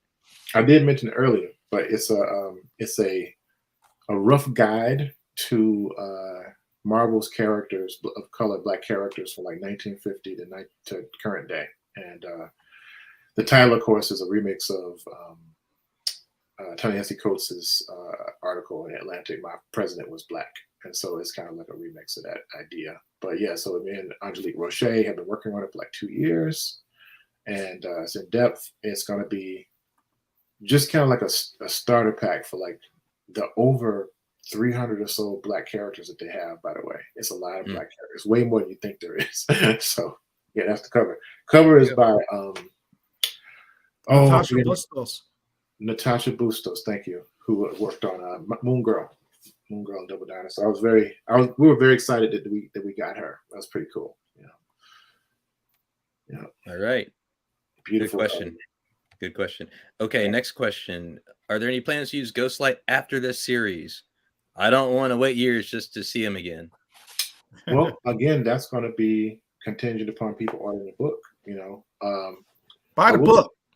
Or buy the book, and I think show that you want, because I'm trying to make a compelling character that we can grow. Because one of the things that's really different about Ghostlight is the fact that the character has history, but not so much history that there's a lot of canon. And he was created by Stan Lee. Stan Lee and John Buscema created this character, right? So there's also that. So there's cachet there, but he's not a legacy character like Miles Morales or Kamala Khan or something like that. So he's not necessarily, he's connected to the Silver Surfer, but he's not like Black Silver Surfer, right? He's his own character, and I think that's really, you don't really see that a lot, to actually have that kind of historical cachet, but also be a brand new superhero. So yes. So let's recap what Professor Jennings just said. You have an original Black superhero. Every day we hear, I don't want to support that character because he's not an original Black superhero. I don't support Legacy. I don't want a Black version of a white character. This is an original Black superhero dating back to 1969. Created by Stan Lee. Created by Stan Lee himself. Right. And he's about to have cosmic powers. You cannot he served it all up to you. That man right there, to the side. This man right here served it up to you. This book is now a Black Key. Is go pre-order the book. Stop asking questions. When are we going to see the book again? You want to see the book again? Pre-order the book. Right. And while we're at it, Paul, that makes this book here a Black Key. Wow, you're gonna flex the 9.2 as I'm doing my message. In the middle of my message, he said, you're really still gonna flex on me. I'm doing a PSA, being positive to the people. You're still gonna flex this guy. Y'all are hilarious. I love it.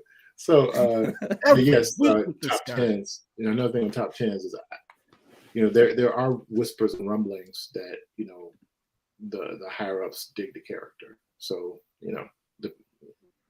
I don't know what that means, but I'm hoping that they want to use the character more. They recognize it's a good character. They see the potential, but the sales have to match the potential of the character. Yeah. Curious flex strikes again. Let's go to the next question. Okay, next one. Let's see. Multi-part. Is there going to be any news regarding Galactus in this series? And then the second part is more of a repeat of the previous question. So yeah. I mean, he is referenced. You can't have the Silver Surfer not reference Galactus. So not necessarily news, but he definitely will be referenced in the story. And we just answered the second part. And yes, Al's suit is cold. Like when I saw what Valentine DeLandro had done, I was like, this is Ghostlight. this is it. It says it's fantastic. It's so clean. He has this black face. Modern. Yes. Yeah. That's on his face and open his mouth, and I thought that's a cool design. No, it's a very cool design, and if I can show the original, you can see that he kind of ripped off of the original sketches I did in such a fantastic way. I just loved it. Yeah. Mm-hmm. And then there's a question from Richard: do we have the Delgado cover? And then in the background, Rob's Comics did send me a picture of the Delgado cover just so we can quickly show gorgeous. That. Yeah, so I didn't even know that existed. I see. This is that's how they do you. They had to do all this. So this is Singapore. Stuff. This is a Singapore cover, right? Limited to what was it, Rob? Was it limited to 1,000 or 3,000? I can't remember, but I think it's one of those. It's ridiculous, like what this is selling for. So this is only in Singapore. I didn't even know that. Only in Singapore. They do all this stuff, man. I do think there are companies in the U.S. that are selling it, but they're getting it from Singapore and then selling it in the U.S. Rob, Rob, he's Mr. Passport. He'll keep us straight on that. Okay. All right. Let's see. I love that. And let's see. This one goes back a little bit farther, I think. Do you think they probably thought he was too close to the Black Racer from DC? I guess. You're talking about the original character? I guess he was talking about Ghostlight. I don't know. No, I don't think so. No, I don't. No, I don't. I didn't get any sense of that. No. All right, and then a comment. Hope to see Valerie the Librarian get some spotlight shine on her for being the actual first Spider-Woman. Okay, so okay, general comment there. That was a general statement, and we appreciate that. Okay, we have a lot of people asking, "Hey, will Ghostlight be a permanent fixture? Pre-order." Buy those books. Pre-order. If you haven't pre-ordered, I'm not going to say that. Another thing that I want to say about that is that when I first came up with this idea, I was trying to pitch it as an illustrated prose novel that would be been licensed to another publisher. And from what I understand, that once the pitch started circulating in the offices, they decided then that they wanted it to be in the Marvel universe. This came from the top people, so they put the kibosh on licensing him, and they want him to be in the Marvel universe. So, you know, again, if there's interest, if I've done my job right, if I made something that's compelling, you know, and interesting, then maybe they'll keep using them, you know. Yeah. Well, Richard All points out that Delato is going for $60 on eBay. Yeah, it sold out in 15 minutes. Is what they're saying. Yeah, it was already like, I was like, what? 15 minutes? That's crazy. So, you know, Derek's smiling right now because Derek, while he's doing this, is also bidding on that book, I'm sure. How'd you guess? Because I know you, man. Hey, there's another question about your My Superhero is Black book. So is My Superhero is Black, is that available for pre-order? Yes, on Amazon. It is on Amazon. Go to the blackcomiclords.net website. Scroll down on the right-hand side. You will see a direct link to My Superhero is Black. All you got to do is go to blackcomiclords.net. It's right there. Click on it and order.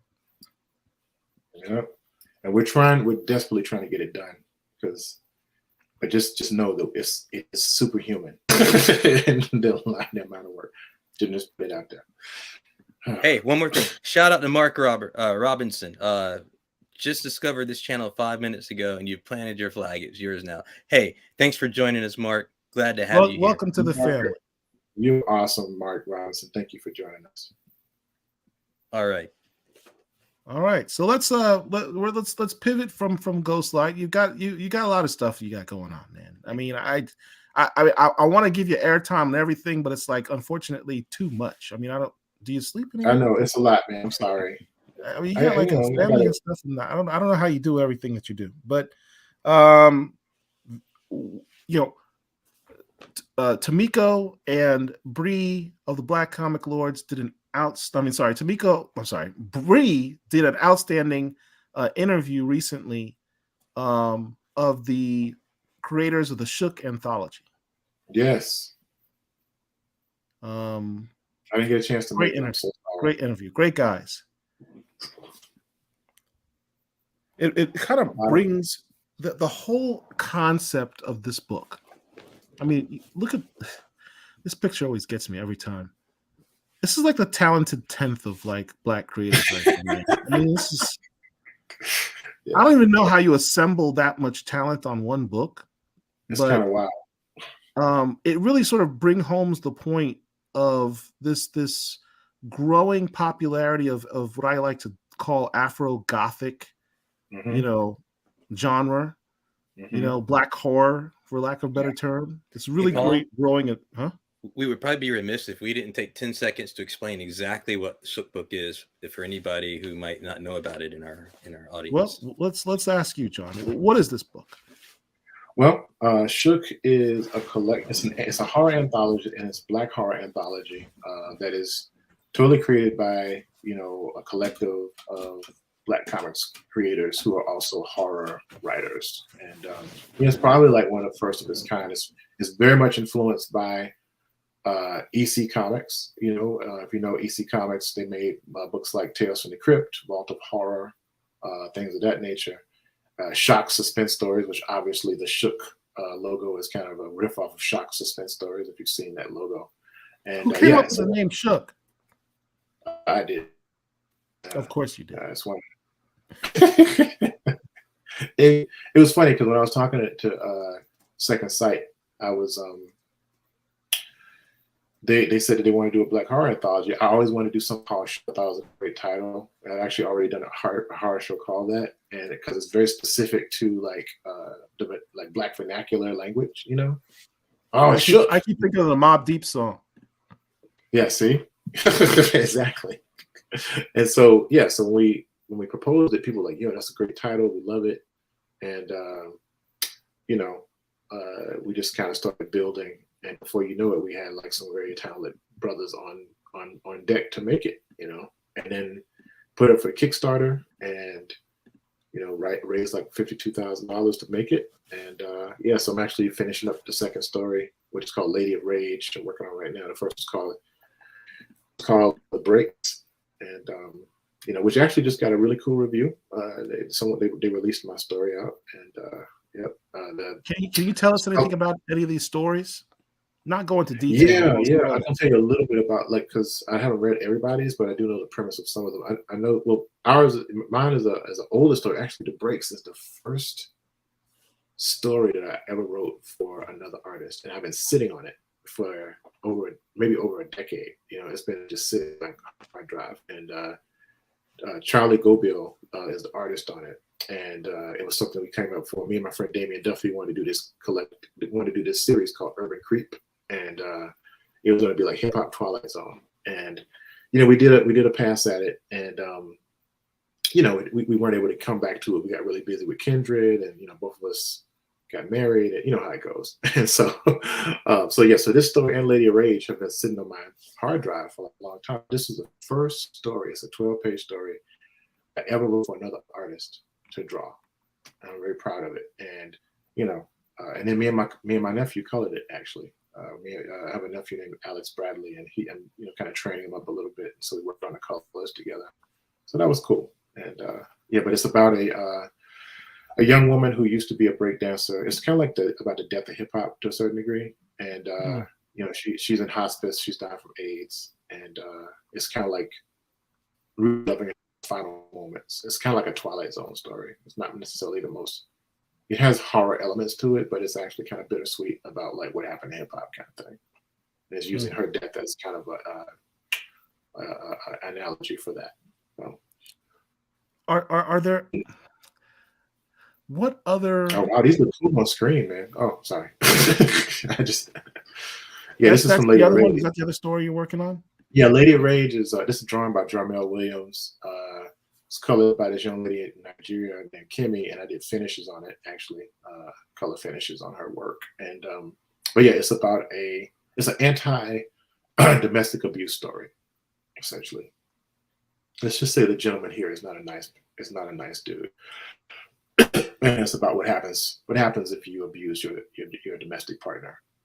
Bad things can happen to you.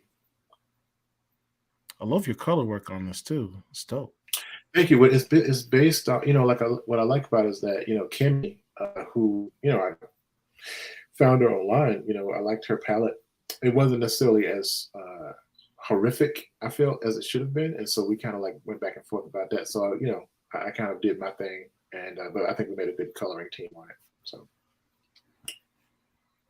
So those are the are there any more stories, or those are the two that you did?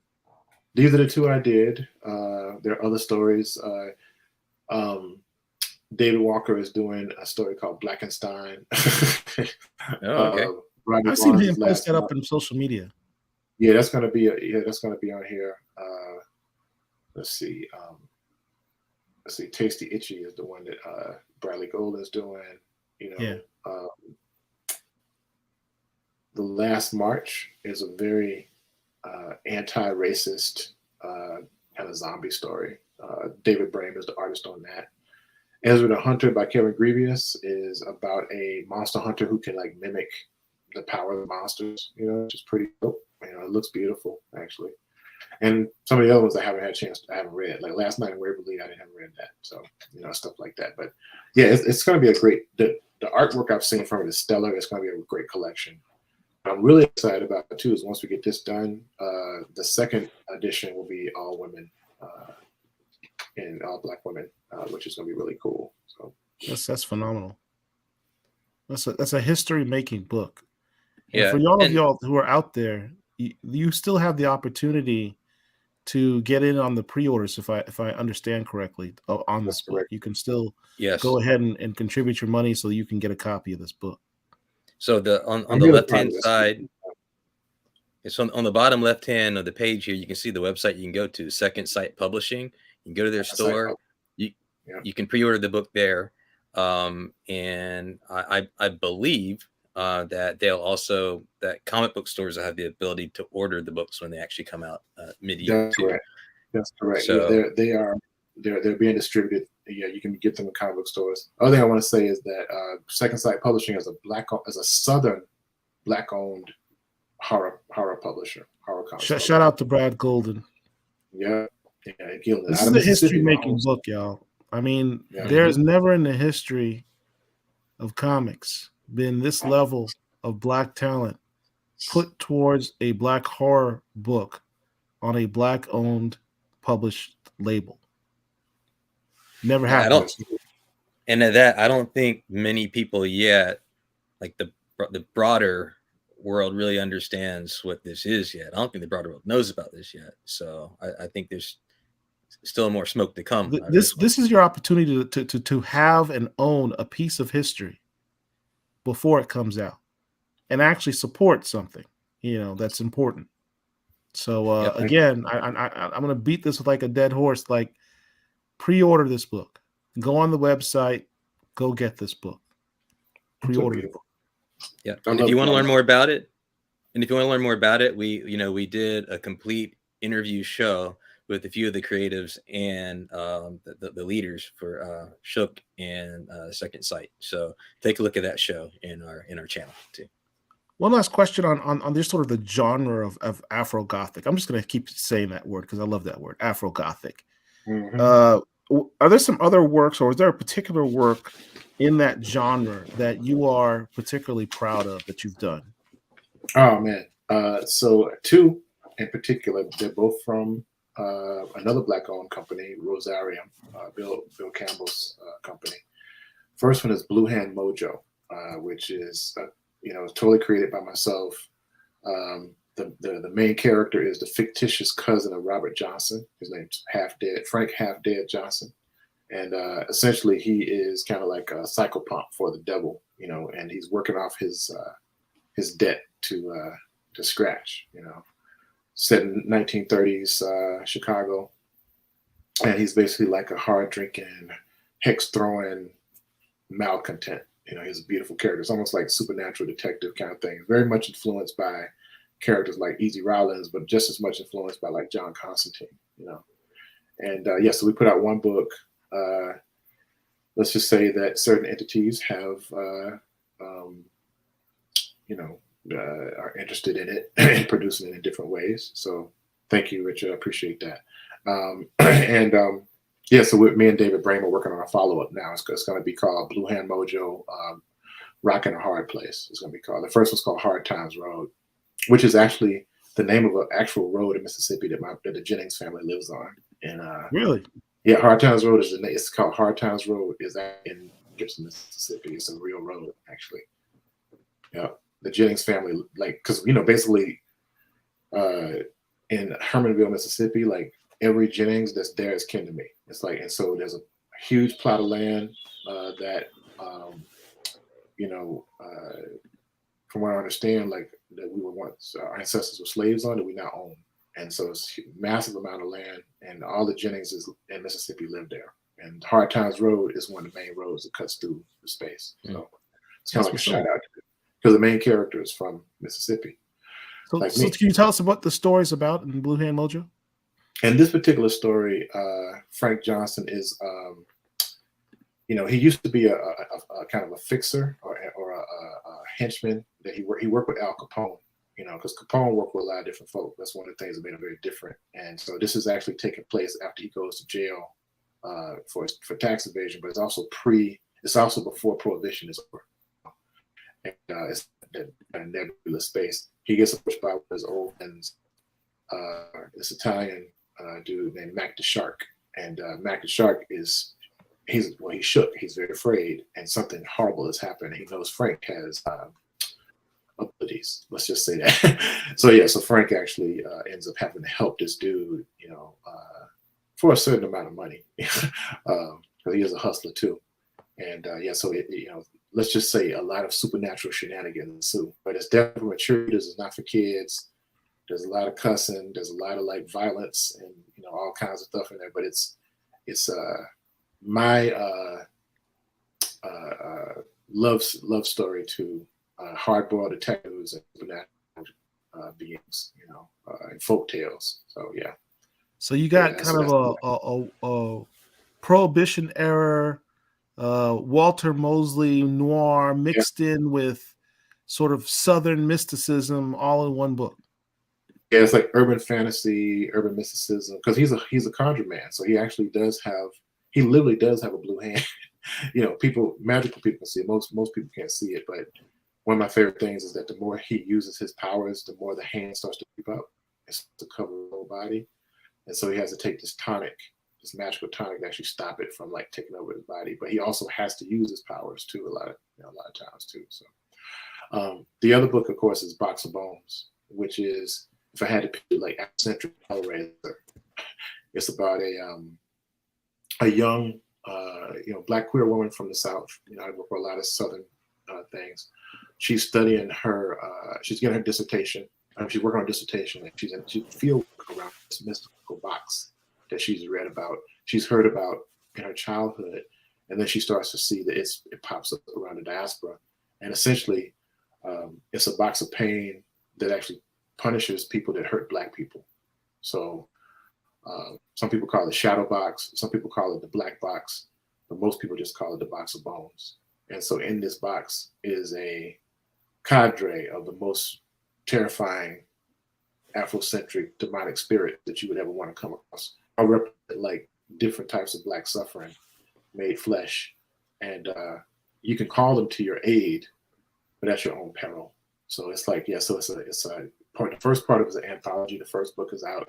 We're finishing up the second part now. So I'm working on Shook. I also work on that too, and all this other stuff. So like you said, it's always another project, coming.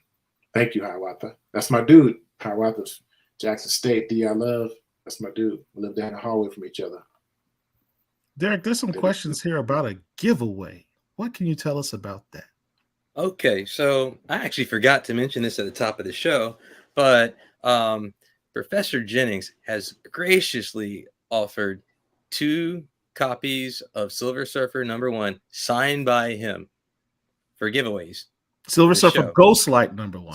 Silver Surfer #1. Yes. Sorry. Okay. Ghostlight #1. Ghostlight #1. So what we're going to do at the end of the show is anybody who's participated in the chat will automatically be entered in the giveaway, and we'll do a random drawing to see who wins that. That sounds awesome. Can BCL members like put their names I'm like, in? that sounds great. Can I get a signed copy? I want a signed copy. Getting, not involved. That sounds real cool. Our fans get more props than more perks than we do. So, I know. Yeah. This is I went to Disneyland and all I got was this T-shirt. Now, by the way, our newest viewer has a question. So this is a really good question too. Okay, how does one become a writer for comics, especially for the big 2? That's a good question. That's one that actually, I actually was talking to someone about that today. So, honestly, I mean, they don't really accept pitches. They're not. It's when you ever heard the phrase like "Don't call us, we'll call you." That's how it happens. And so what you have to do is write and get your work out there in a big way, in a way that catches their attention. Because believe me, they're watching. They're always out there looking for things. They're looking for talent. I think they're currently devising a way for writers to kind of like audition for writing. And at Marvel, I don't know about DC as much. I know they do have this program right now called the Milestone Initiative that actually seems to be very effective. Marvel has had this thing called, what is it called? Stormbreakers, I think. But that's for artists. Stormbreakers, right? So they're actively looking at ways to figure out easier ways to recruit writers, even as we speak. So that's one thing. But in the meantime, write comics, go to conventions, get to know editors, make things, because they want to see, can you tell a story? They want to see if you can tell a support story. And a lot of times it's because people already have work out there. That's why you have people like Nydia Okorafor and Ta-Nehisi Coates and Ewing writing for them, because Stephen King has written for them. You know what I'm saying? That kind of thing. They're looking for people who can write. So, so do your thing and try to get noticed. I know that's we got another new person, Malcolm Hill. Hey, Malcolm Hill. All right. Hey, welcome. Hey, thanks for joining us, Malcolm. Great to have you. And you're entered in the giveaway. Wow, dude. He just looks like he just joined it. He might not even know about the giveaway. Well, now you know. BCL is now on my top 3 comic tuber list. Easily the best start of 2023. Well, who's 1 and 2? That's funny. was like, who we fighting against? Yeah, Anyway, like who are we getting compared to? That's what I want to know. that's pretty funny. Yeah. So All right. you also, in terms of other stuff you've got coming up, you're doing obviously the Silver Surfer Ghostlight, but you have another work with Marvel that you're going to work on, right? Oh yeah. Sorry. Yeah, it's already done. Actually, you mean the Ironheart? You're doing so many things you can't even remember. No, it's kind of sad actually. Let's help But you yeah, out. no, yeah. Here So you go. thank you. Thanks for helping me out. So while I was in the middle of writing issue number 4 for for Ghostlight, I was approached by Sarah Brunstadt, who was the editor. She's the lead editor with Marvel's Voices, and she asked me, did I want to do a 8-page story, original story for the Marvel Voices Free Comic Book Day, and I was like, well, yeah. So she threw out a few characters, and I was like, man, because it was Shuri, was the character, and I was like, well, I could do a Dr. Voodoo story, Then of course Ironheart was suggested, and I was like, man, Ironheart's a great character. And I chose Ironheart because my wife's from Chicago, and so I thought it would be kind of cool to do that. And I asked her, like, well, what about the villain? Can I design a new villain? I have ideas. So I threw out several characters because I love like taking old characters and breathing life into them, or like doing that kind of thing, obviously. And she liked all the ones that I threw out, but she was like, the one that I threw out called Kim. Well, actually, at the time she wasn't called Kim. She was just like a new character that's a legacy villain, And Who's actually, she a legacy from? One of my favorite villains, actually. I was always really I always loved chemistry and science because I'm a big nerd, and Chemistro was one of my favorite villains from Power Man and Iron Fist, and Luke Cage. Luke Cage. Yeah. Is she related to him? I will state that she is, because it's so obvious that she is, right? So I don't think I'm spoiling anything by stating that. So, because so many people have guessed it, and like that, the Screen Rant article was like, see, she's got to be his daughter, right? And I was like, yeah, well, okay. So break it down here, because everyone's like making guesses. Definitively tell us, how is she related to Chemistro? Yeah, she's his daughter. Yeah, that's his daughter. Okay. Yes, his daughter. There's two pictures of her there. What's the difference? Is that like a? Well, one is on the one on the right is my horrible first try at a design, because I was kind of basing it off of his. You consider that horrible? It looks like a little. I don't think it was that good. I did it like really quickly. I didn't expect to show it. I was like, because I was trying to base it off of his costume, because I wanted him to have a direct like visual connection, And then when we're talking about artists, I really love Paris Alain's work, because he's been doing some colors for Marvel, but he's also a very talented like sequential artist, And so I was like, hey, I would love. Yeah, Paris Allen's a colorist, so he drew that. Yeah. I didn't even know he drew. That's what I'm saying. It's like I did because he was in my Black Comics Returns book. Huh. Me and Damien, our book, yeah. And so me and Damien Duffy, we've put together 2 books, Black Comics and Black Comics Returns. I met Paris at TCAF, actually, at Toronto Comic Arts Festival, and really dope dude, very talented colorist, but also very talented designer and sequential artist. And so I wanted to work with him, and they let him draw. It's a 6-page story. Can you tell us about the Ironheart story at all? Some of these, just a little. I mean, I will tell you about this. I won't tell you about the action, and the story itself, but I will say the thing that made me want to do it is because I love Chicago. I'm from Mississippi, but Chicago is like my second home. My wife's from Chicago. I spent a lot of time in Illinois. And since Ironheart is a Chicago-based superhero, I really wanted to talk about her love of the city. A lot of people forget this. Chicago essentially was first settled by a Black man. His last name is DuSable. And so, I wanted to shout out. So the story does start at the DuSable Museum, which is named after the Black man that pretty much founded Chicago. And so that's the story to a certain degree. But she's pretty slick. Similar powers. I love tech-based characters. You know what I'm saying? Kim, the name Kim was. I was kind of messing around with different things, and Angelique Roche actually came up with the name Kim, and so shout out to Angelique Roche. Yeah, Yeah, she's also highly involved with Marvel Voices.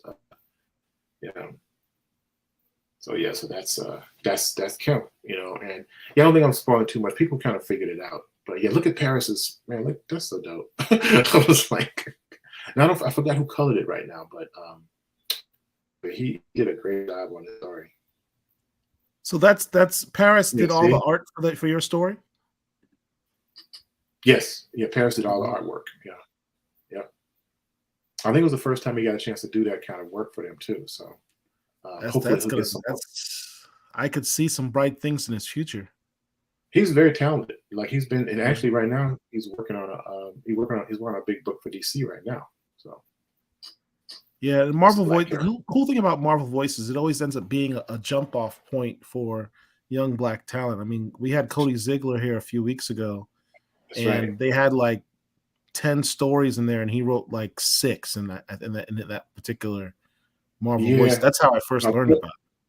Cody is very talented. I got a chance to meet him in New York, and he was a guest at CamCon that I co-founded, this Black convention that I co-founded at the California African American Museum, and just really down to earth. Again, from the South and super talented, you know, and riding up a storm. But yeah, Marvel's Voices has become kind of like a low key like jumping off point for different people's careers, you know. Because even Taryn Clark, I think, started there. You know, Really? I think so. Yeah.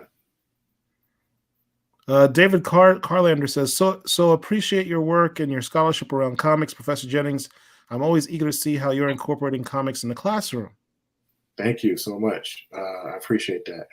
Yeah, I actually I do a lot of work around reputation. It's a teachable course just called Afrofuturism and the Politics of the Black Superhero. It's a pretty cool class. Right now I'm teaching my horror, actually what you would call Afro Gothic, my Black horror classes. Currently, I'm teaching that right now. So. He says, sorry if this was covered earlier, but could you talk a little about how you go about teaching comics to your students? What is your approach? Well, I mean, and when I'm doing my intro to comics class, you know, a lot of students, believe it or not, haven't even read comics before. So I usually use something as simple as the Scott McCloud Understanding Comics book. That's kind of like our textbook, you know, because I like the fact that it's a comic about a comic, you know.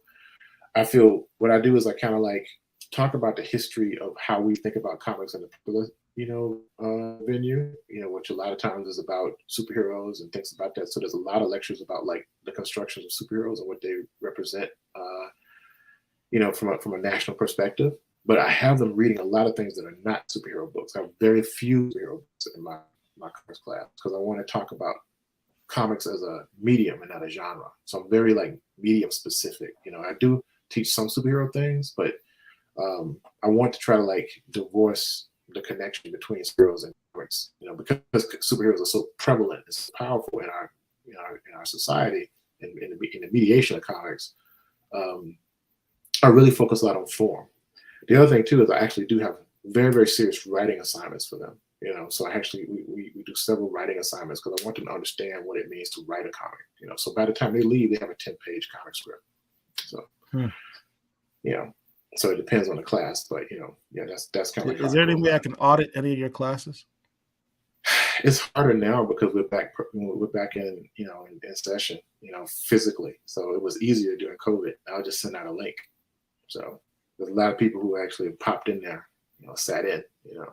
All right. Next semester. Yeah.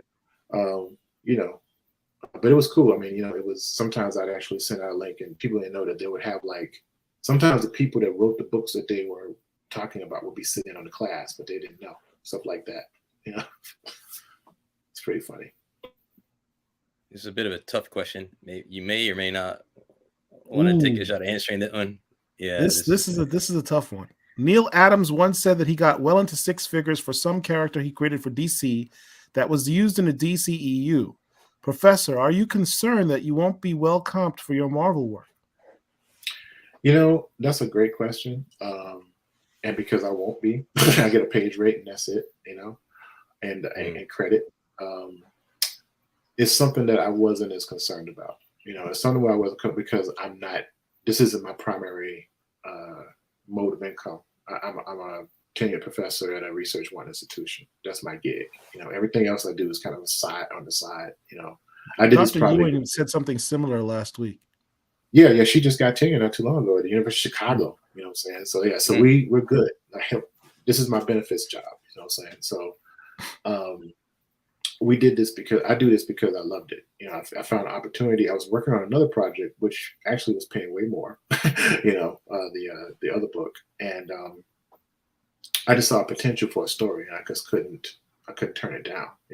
And yes, I knew that they were going to own this character and they could do whatever they want to do. And I knew that I go into that with my eyes open. This is their character. This character belongs to Disney, right? Literally. But he already did. So it wasn't like I was making up a new character. I just kind of like added some finesse on the old character. So it's always been their character. I had no illusions about that. But guess what? I'm an idea machine. Thank God. So I actually have like story ideas with other people. I'm actually working with other publishers. I have an entire imprint of comics publishing that I run through Abrams Comic Arts, actually.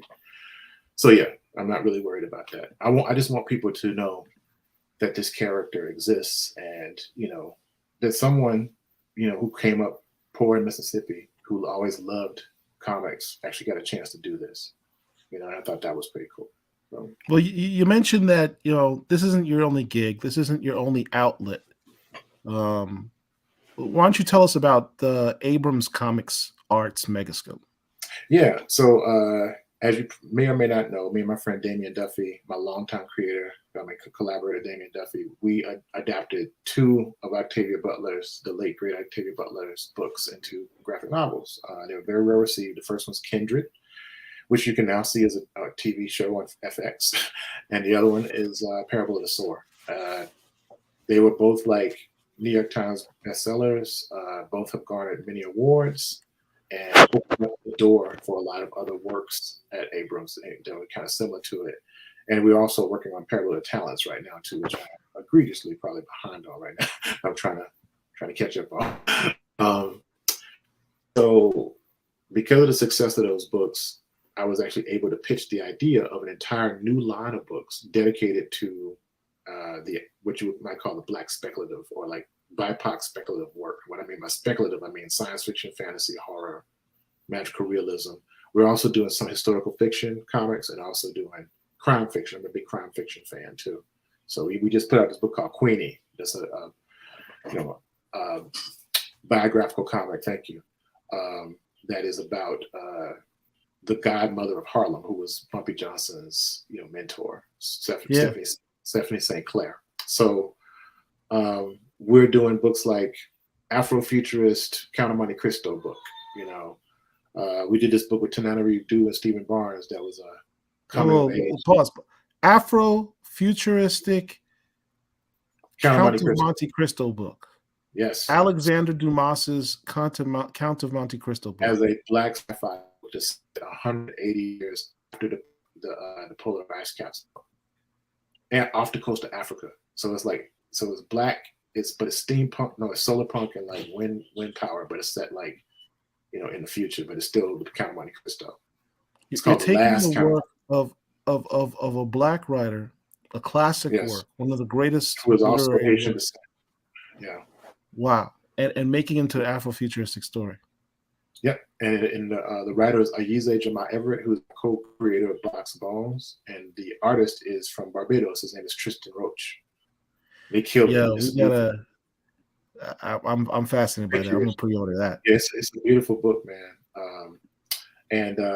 We also got that Stephen Barnes and Marco Finnegan did, called The Keeper, which was just nominated for outstanding literary achievement for the Image Awards, the NAACP Image Awards. So we're making some headway. It's difficult because we launched in the middle of a pandemic, but essentially what I do is I curate the books. I put together pitches for them. I put together creative teams, and I try to get them picked up by Abrams. And they look at the books and they try to vet them and see if we can do them. We're doing a book about the Emmett Till murder. We've done one about the Tulsa Race Massacre. It's already out with Alverne Ball and Stacey Robinson. We did a book called Black Star. which is kind of like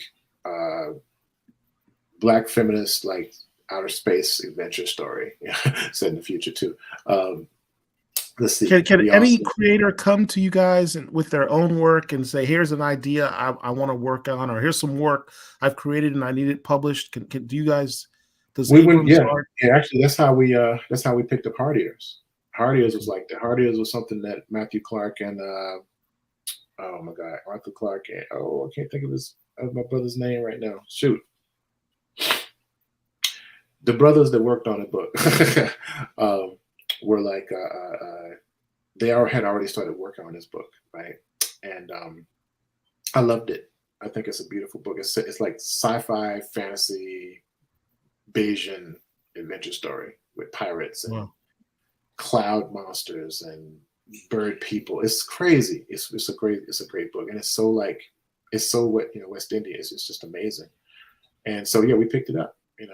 We're getting ready to do a book that was first published in Brazil by this brother named Hugo Canuto. It's called Tales of the Orishas, and it's like, Candomblé meets Jack Kirby's Thor. So it's like Shango is Thor, and it's drawn in the style of like Jack Kirby. You did some Black Kirby artwork on it. Yeah. But that's just that was just stuff that we were doing. But this is actually the same kind of thing. But this is out of Brazil, So we're doing stuff like that, and we're working with Sean Martinbro's doing his first graphic novel that he's written with us. It's called The Heavy. He's been working on that for a while. We're also doing an adaptation of N.K. Jemison's short story, The Red Dirt Witch. Kenitra Brooks and Ashley A. Woods are the co-creative team on it. The script for that is fire. I just got designs from Ashley that look great. You're putting together N.K. Jemison and Ashley Woods? Yes. Exactly. Right. Yatasha Womack.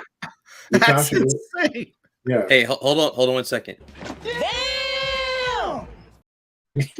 There you go. Exactly. No, seriously. And we did. I'm working on a book with Nalo Hopkinson, who's your homegirl, and also Stephen Bissett, who co-created John Constantine. He's doing artwork on a book called Night Comes Walking about Zornil Hurston as a paranormal investigator. Oh, damn. I'm coloring it. Pause. Zornil Hurston. I mean, I live here in Orlando, and we have a Zornil Hurston festival that starts next week. Yep. Which is a big deal down here in these parts. Yes. You're in essence doing a book that's like Nita Hawes set in the Harlem Renaissance era. No. It's going to be, and the other thing too, it's actually set later in her life. It's set in the 50s, closer to the end of her life, actually. Yeah. Wow. Right before the Civil Rights Movement. And guess who her bodyguard is? Who? Eugene Bullitt. Not Jack Johnson or somebody like that. No, Eugene Bullitt, the Black Swallow of Death, the first Black fighter pilot. Oh, wow. Yeah. And so Stephen Bissett is killing. Stephen Bissett, by the way, is like my older brother from another mother. We just love each other. And I'm coloring Steve Bissett's work. He's penciling it, and I'm just, it's a dream come true. But it's Nalo Hopkinson, like Nalo. It's just like legendary, So I get to, this is the kind of stuff I get to do. So, man. What's the website where people can buy these books? I mean, you can get them on Amazon, actually, but if you go to abramsbooks.com, we have a link there. You can go to my website, and there's a Megascope link there. My website is johnjenningsstudio.com. But yeah, you can pre-order stuff. You can pre-order the Last Count of Monte Cristo right now. It comes out in April. I'm pre-ordering that for sure. So far we've actually published 8 books, and we have a bunch more in the kitty. There's a lot of stuff we're working on. Yatasha Womack and Tana Tucker are working on a book called Black Cube, based off an idea that I kind of generated. It's about ancient Egyptian deities who open up an interdimensional art gallery. Exactly. You're like, what? Wow. Yeah, it's not. We're not crazy, man. Yeah, it's crazy. So the thing is, like, we're doing it, man. So I love the work that I'm doing with Marvel. Glad we got a chance. That's why I'm not necessarily worried about Ghostlight. It's a really wonderful project, and I'm humbled by it. They're killing it. I have a great editor. Darren Shan's a great editor. You know, I love what Valentine is doing. But at the end of the day, you know, we're making books at Megascope. By the way, the title Megascope comes from a W.E.B. Du Bois science fiction story that he wrote in 1909. 20 years before. I think you're the first person who told me. I consider myself an educated guy. I had no idea W.E.B. Du Bois ever did science fiction. Yeah, and he wrote the sci-fi story 20 years before science fiction was coined as a term. Right. Yeah, and so the Megascope is a device that he talks about in the story that can see through time and space. And so I was like, wow, that sounds like a great title for an imprint. So yep, that's us. Come check us out. You know, but I'm the lead curator for it. I'm very proud of the work we're doing. We're doing critically acclaimed work. I mean, we did a book with Charles Johnson and Stephen Barnes called The Eightfold Path with Brian Christopher Moss. That's essentially like Afrofuturist Buddhist counter tale, but with an EC Comics spin on it. So it's like 8 interline stories that talk about the Eightfold Path to Nirvana. Magpie Muse is asking, what's the sci-fi story titled? Which sci-fi story? Oh, I'm sorry. It's called The Princess Steel. My bad. The Princess Steel. Understand what Professor Jennings has just gone over with you, everyone. You know, every week in our spaces, we hear comments about, I don't have anything to read. I'm so tired of DC and Marvel. I want original stories. I'm tired of the same old, same old. This brother's gone over science fiction, black horror, Afro-Gothic, drama, noir, crime stories, historical fiction, mysticism, science fiction, superhero stories. It's all there. You can't claim you have nothing to read. This one website alone, this one company alone has all those genres. Yes, so, I mean, that's the thing. Yeah, they really do. And not to interrupt, but Abrams, man, they've been doing like that's who publishes Joy de Fuego.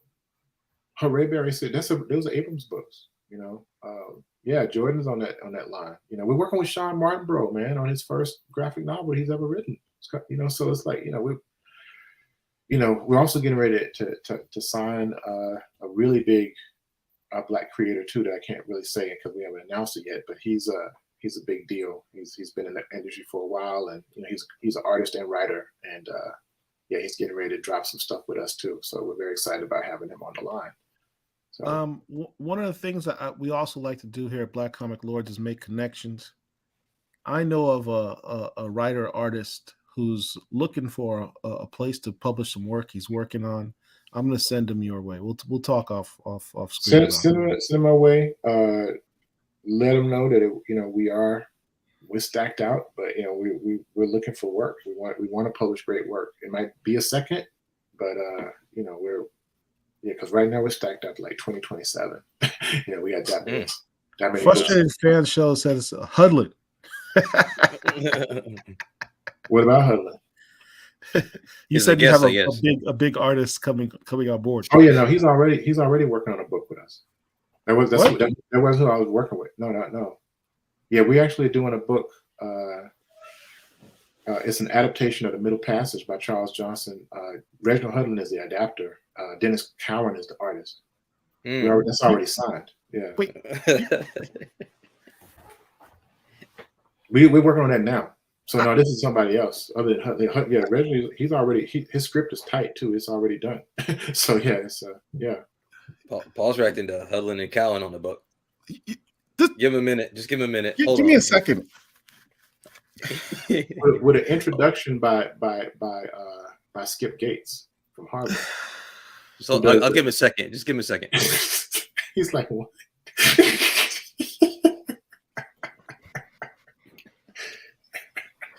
You're putting Hudlin and Cowan together, but it's on a Charles Johnson story. Just to give you to understand who Charles Johnson is. Charles Johnson is a cartoonist. He's a MacArthur Genius Grant winner.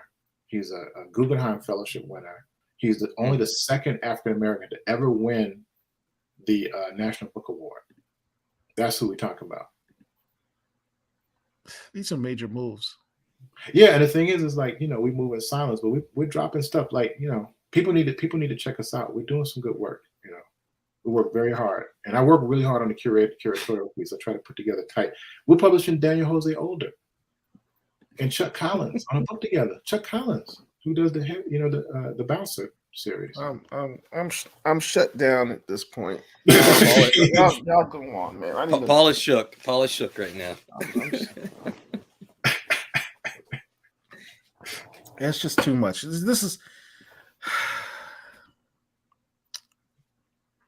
is why the Black Comic Lords exist.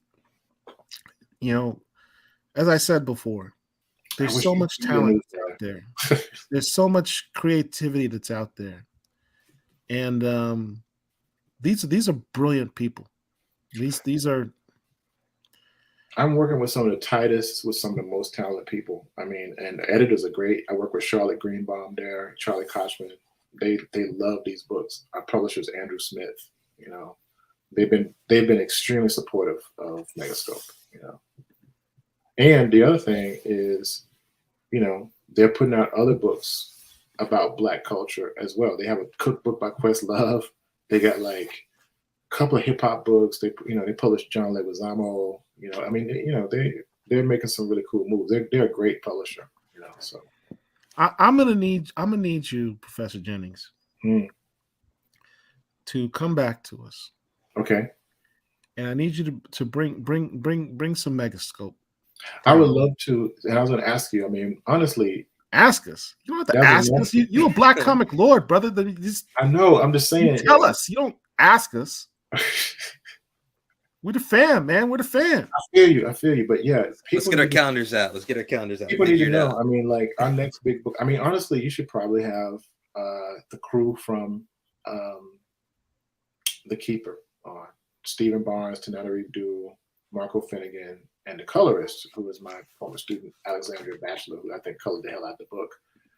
The book is, you know, it's up for Image Award, man. It's my first Image. Like, what? It's crazy. Like Mark and then, of course, said, man, we can get like, yeah. So I'm like, you know, look, you tell us when. Okay. Set it up, and we'll make it happen. Okay. We need to look back at some of these other books, because I'm like, you know, if we can get like the brothers from Barbados on, man, because they deserve some. I mean, well, I got to support my West Indian Matthew Clark, whatever. Matthew Clark, who's the artist, and he came with the term in my that's funny, like cowbell. That's funny. I get it. In my Christopher Walken voice. That's pretty funny. I need more Megascope. Just what I need on it, just to look this. That's funny. Matthew Clark was nominated for the Russ Manning Award for the Eisners. That is the equivalent of being nominated for Best New Artist. If you look at like the other nominees for the Russ Manning Award, it reads like a who's who of comic book legends. This brother lives in Barbados. Has been drawing comics like crazy, man. You know, it's just beautiful art style. You know, After the Rain was nominated for an Eisner Award. So we have like from our first slate 2 Eisner nominations, right? You know, we now have like I said, Image Award nominations. We have like some really, really amazing like starred reviews, you know, NPR coverage, you know. But we really need people who are reading the mainstream comics to read our comics too, you know. My wife actually got me After the Rain for Christmas. Oh, she loves you for real, man. I really love After the Rain. I have a soft spot, you know. One of my students who's Nigerian American read it and said she's never felt so seen from a book, you know. She didn't know Nnedi Okorafor's work, and she's like, now she's a Nnedi Okorafor junkie. Well, see, changing lives, man. That's what we gotta do. So all right, yeah. Well, we've taken up a lot of your time, Professor Jennings. I think we've got a giveaway we've got to go do. Yeah. Right? Yeah. Derek, how do we do that? Well, just before we go to the giveaway, just to close out on a few other things. For the chat, just want to make sure that you all know about all the content that we create. So first of all, we have some lives that are recurring we have Wakanda Whiskey and Blurdom, which runs on Friday nights. It may not be every Friday, but it happens on Friday nights. That's Paul's show. Look, I haven't had my Wakanda Whiskey and Blurdom show because I have foregone my Friday night happy hour so that we could honor these Black creators. Paul's drinking water tonight. That's not true, but we will be back probably next week with our drunken chat. All right. So then we've got Real Talk at Rich. That's on Sunday nights. Once again, not every Sunday, and that's a pop-up show. So you might not find out about it till last minute, but if it does happen, usually comes on 9 o'clock Eastern time. Okay. And then Black Comic Lords Ladies Live. So those shows, I think they're scheduling maybe one a quarter right now, but they've had a lot of demand and a lot of people asking for these shows more often. So yeah, shout out to Tamiko, Bree, and Angel. Those ladies they drop so much knowledge. I love that. They're so very well versed with their books, and they're so passionate, and they put a lot of work and research into that. Shout out to them. So they've done. So the last show was on the Far Sector. But they also did one on Moon Girl and Devil Dinosaur, and they did another one on, help me out, Paul. I'm sorry, DC superhero heroine, young lady, forgot her name. Is it the Crimson Avenger? No, I'm just blanking out. Naomi. Yeah, Naomi. Exactly. Thank you. Yeah. So those are some of the shows. Check those out because they drop a lot of good knowledge, especially if you just if you want to learn a little bit about, get a basic understanding why you should read it. And some of these things are written by some excellent writers. Like you talked about M.K. Jemisin, for example. So now on to our recent specials. You heard Paul talk about the e-viewing interview last week. That was dope. The week before, we had Cody Ziegler. Awesome interview. We talked about Shook. We had Jeffrey Thorne in an interview. I was like, what? Yeah. And then Jeffrey Thorne showed up for the next few interviews in the chat, which was awesome. We had a great interview with Sebastian Jones. That was a recorded interview, but he's with Stranger Comics, has a great line of he's an independent comic company.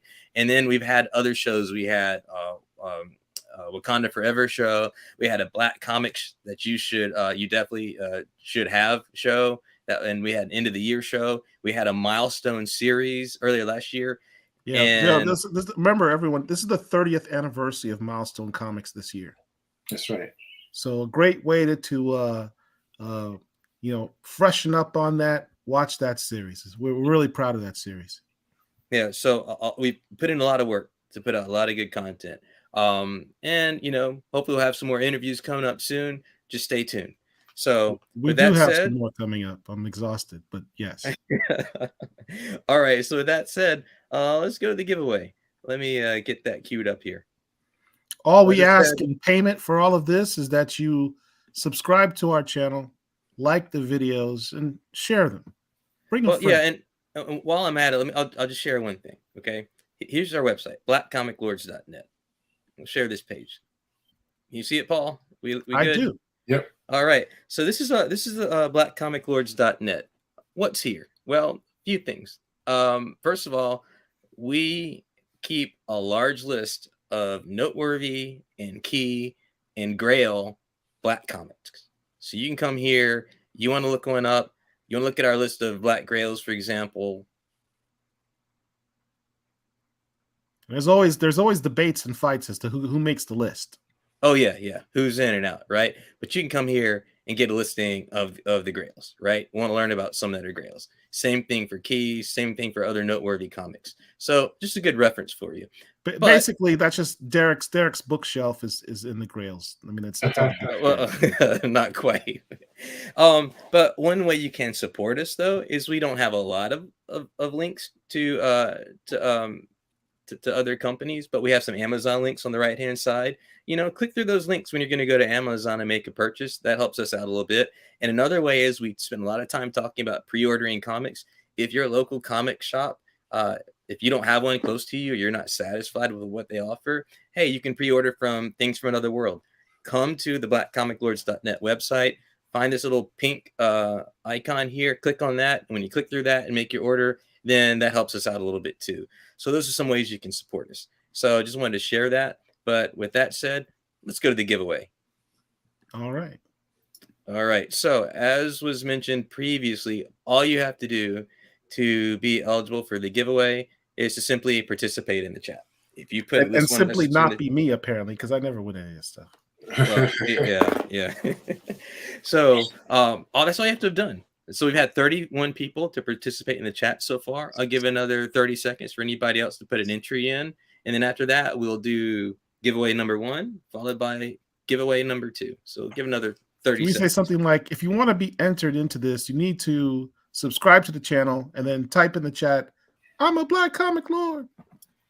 Yeah, and speaking of subscriptions, we crossed the 1,000 subscription mark just a few weeks ago, and we've already crossed 1,100 now. So we're seeing, continual uptick in our subscriptions. We really appreciate the fact that everybody's getting the word out, and we want to continue bringing you great content. All right, so let's do the first giveaway. Hit the draw and let's see who's won. A frustrated fan says, "My payment is I get to do the interviews." I suppose. I suppose. Who's gonna win this one? SR. Congratulations, SR. So SR, so here's what you need to do. All right. Send an email to blackcomiclords@gmail.com. blackcomiclords@gmail.com. Send us your mailing address so we can get this book out to you. Give us a little bit of time because obviously the book hasn't come out yet, and we also need to give Professor Jennings time to sign the books and then get them out. Okay, but send us your information and we'll handle from there. All right. Now we'll do one more drawing. Let's give preferential treatment to these guys and say, I'm a Black Comic Lord. This is cool. Beta 5K. 5K. Okay. So same thing for you, Beta 5K. blackcomiclords@gmail.com. Send us an email there with your mailing address so we can get those out to you. All right. Congratulations to both of you, SR and Beta 5K. Incredible. That's Y'all awesome. get stuff I don't even get. That's fun. So bitter. Oh man. Okay. I'm tired. Hey man, I'm not that bitter because I got to spend some time hanging out with you, man. I appreciate Yeah, that it. was fun, man. I love to, I love what y'all are doing, and so honored that y'all asked me to be a part of the organization. And I just respect the amount of knowledge and passion that you have for representing Black content and Black creators. It's just wonderful. So thank you for that. At the end of these shows, we always like to ask our interviewees to give us our sound bite that we can use. Okay. In which you say, I'm Professor John Jennings, and I'm a Black Comic Lord.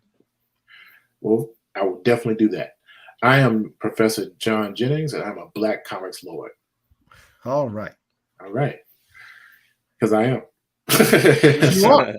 100%. 100%. 100%. So, keep that on the low. Shh, don't tell anybody. Oh, no, for sure. Thank you all for watching us for the last 2.5 hours. Thank you, Professor Jennings, for spending your valuable time with us. Yeah. I hope you all got something out of this video. I hope you're as excited as we are about Silver Surfer Ghostlight. I hope you're as excited and interested in all the great works coming out of Megascope. Pick up that Marvel Voices book that's also coming out. And remember, the most important thing, I'll keep saying it until I go hoarse. If you want to support these creators, please pre-order your books. It really, there's no reason for you not to. If you've seen anything that you like here that's upcoming and you pre-order it, here's a simple thing. You actually get a discount. You find the right company. You don't know the companies, PM me. I'll be happy to tell you what companies will give you the best discounts, 30 to 35% off when you pre-order your book. It saves you money. It helps to support these creators. It lets these comic companies know, yeah, we want more content like this. Yeah, we want more characters like this. Yeah, we want this talent to get more opportunities to write books for all of you. So don't talk about it, be about it, or don't complain to me because I don't want to hear. Paul, we got a new hashtag that has surfaced out of this chat. Hashtag I'm a Black Comic Lord. It's so simple. I love it. Hey, anybody wants to tweet about that? Hey, that would be awesome. Yeah, why don't you guys go on your social media and say and make that the new tweet? Is it I'm or I am? Well, yeah, I think we probably need to figure that out. I think the people in the chat have said I'm a Black Comic Lord. I appreciate that. Thank y'all. Until next time. Derek has our outro, which he's not prepared for. So I'm trying to I was waiting for you to say awkward silence by filling it with my voice. I was expecting you to say, buy the comic, read the comic. Okay, all right. Let's do the silent. This is shout out to Tamiko who came up with this. Buy the comic, read the comic. This is Paul White Davis, and I'm a Black Comic Lord. Thanks, Professor Jennings. See you later. Thank you.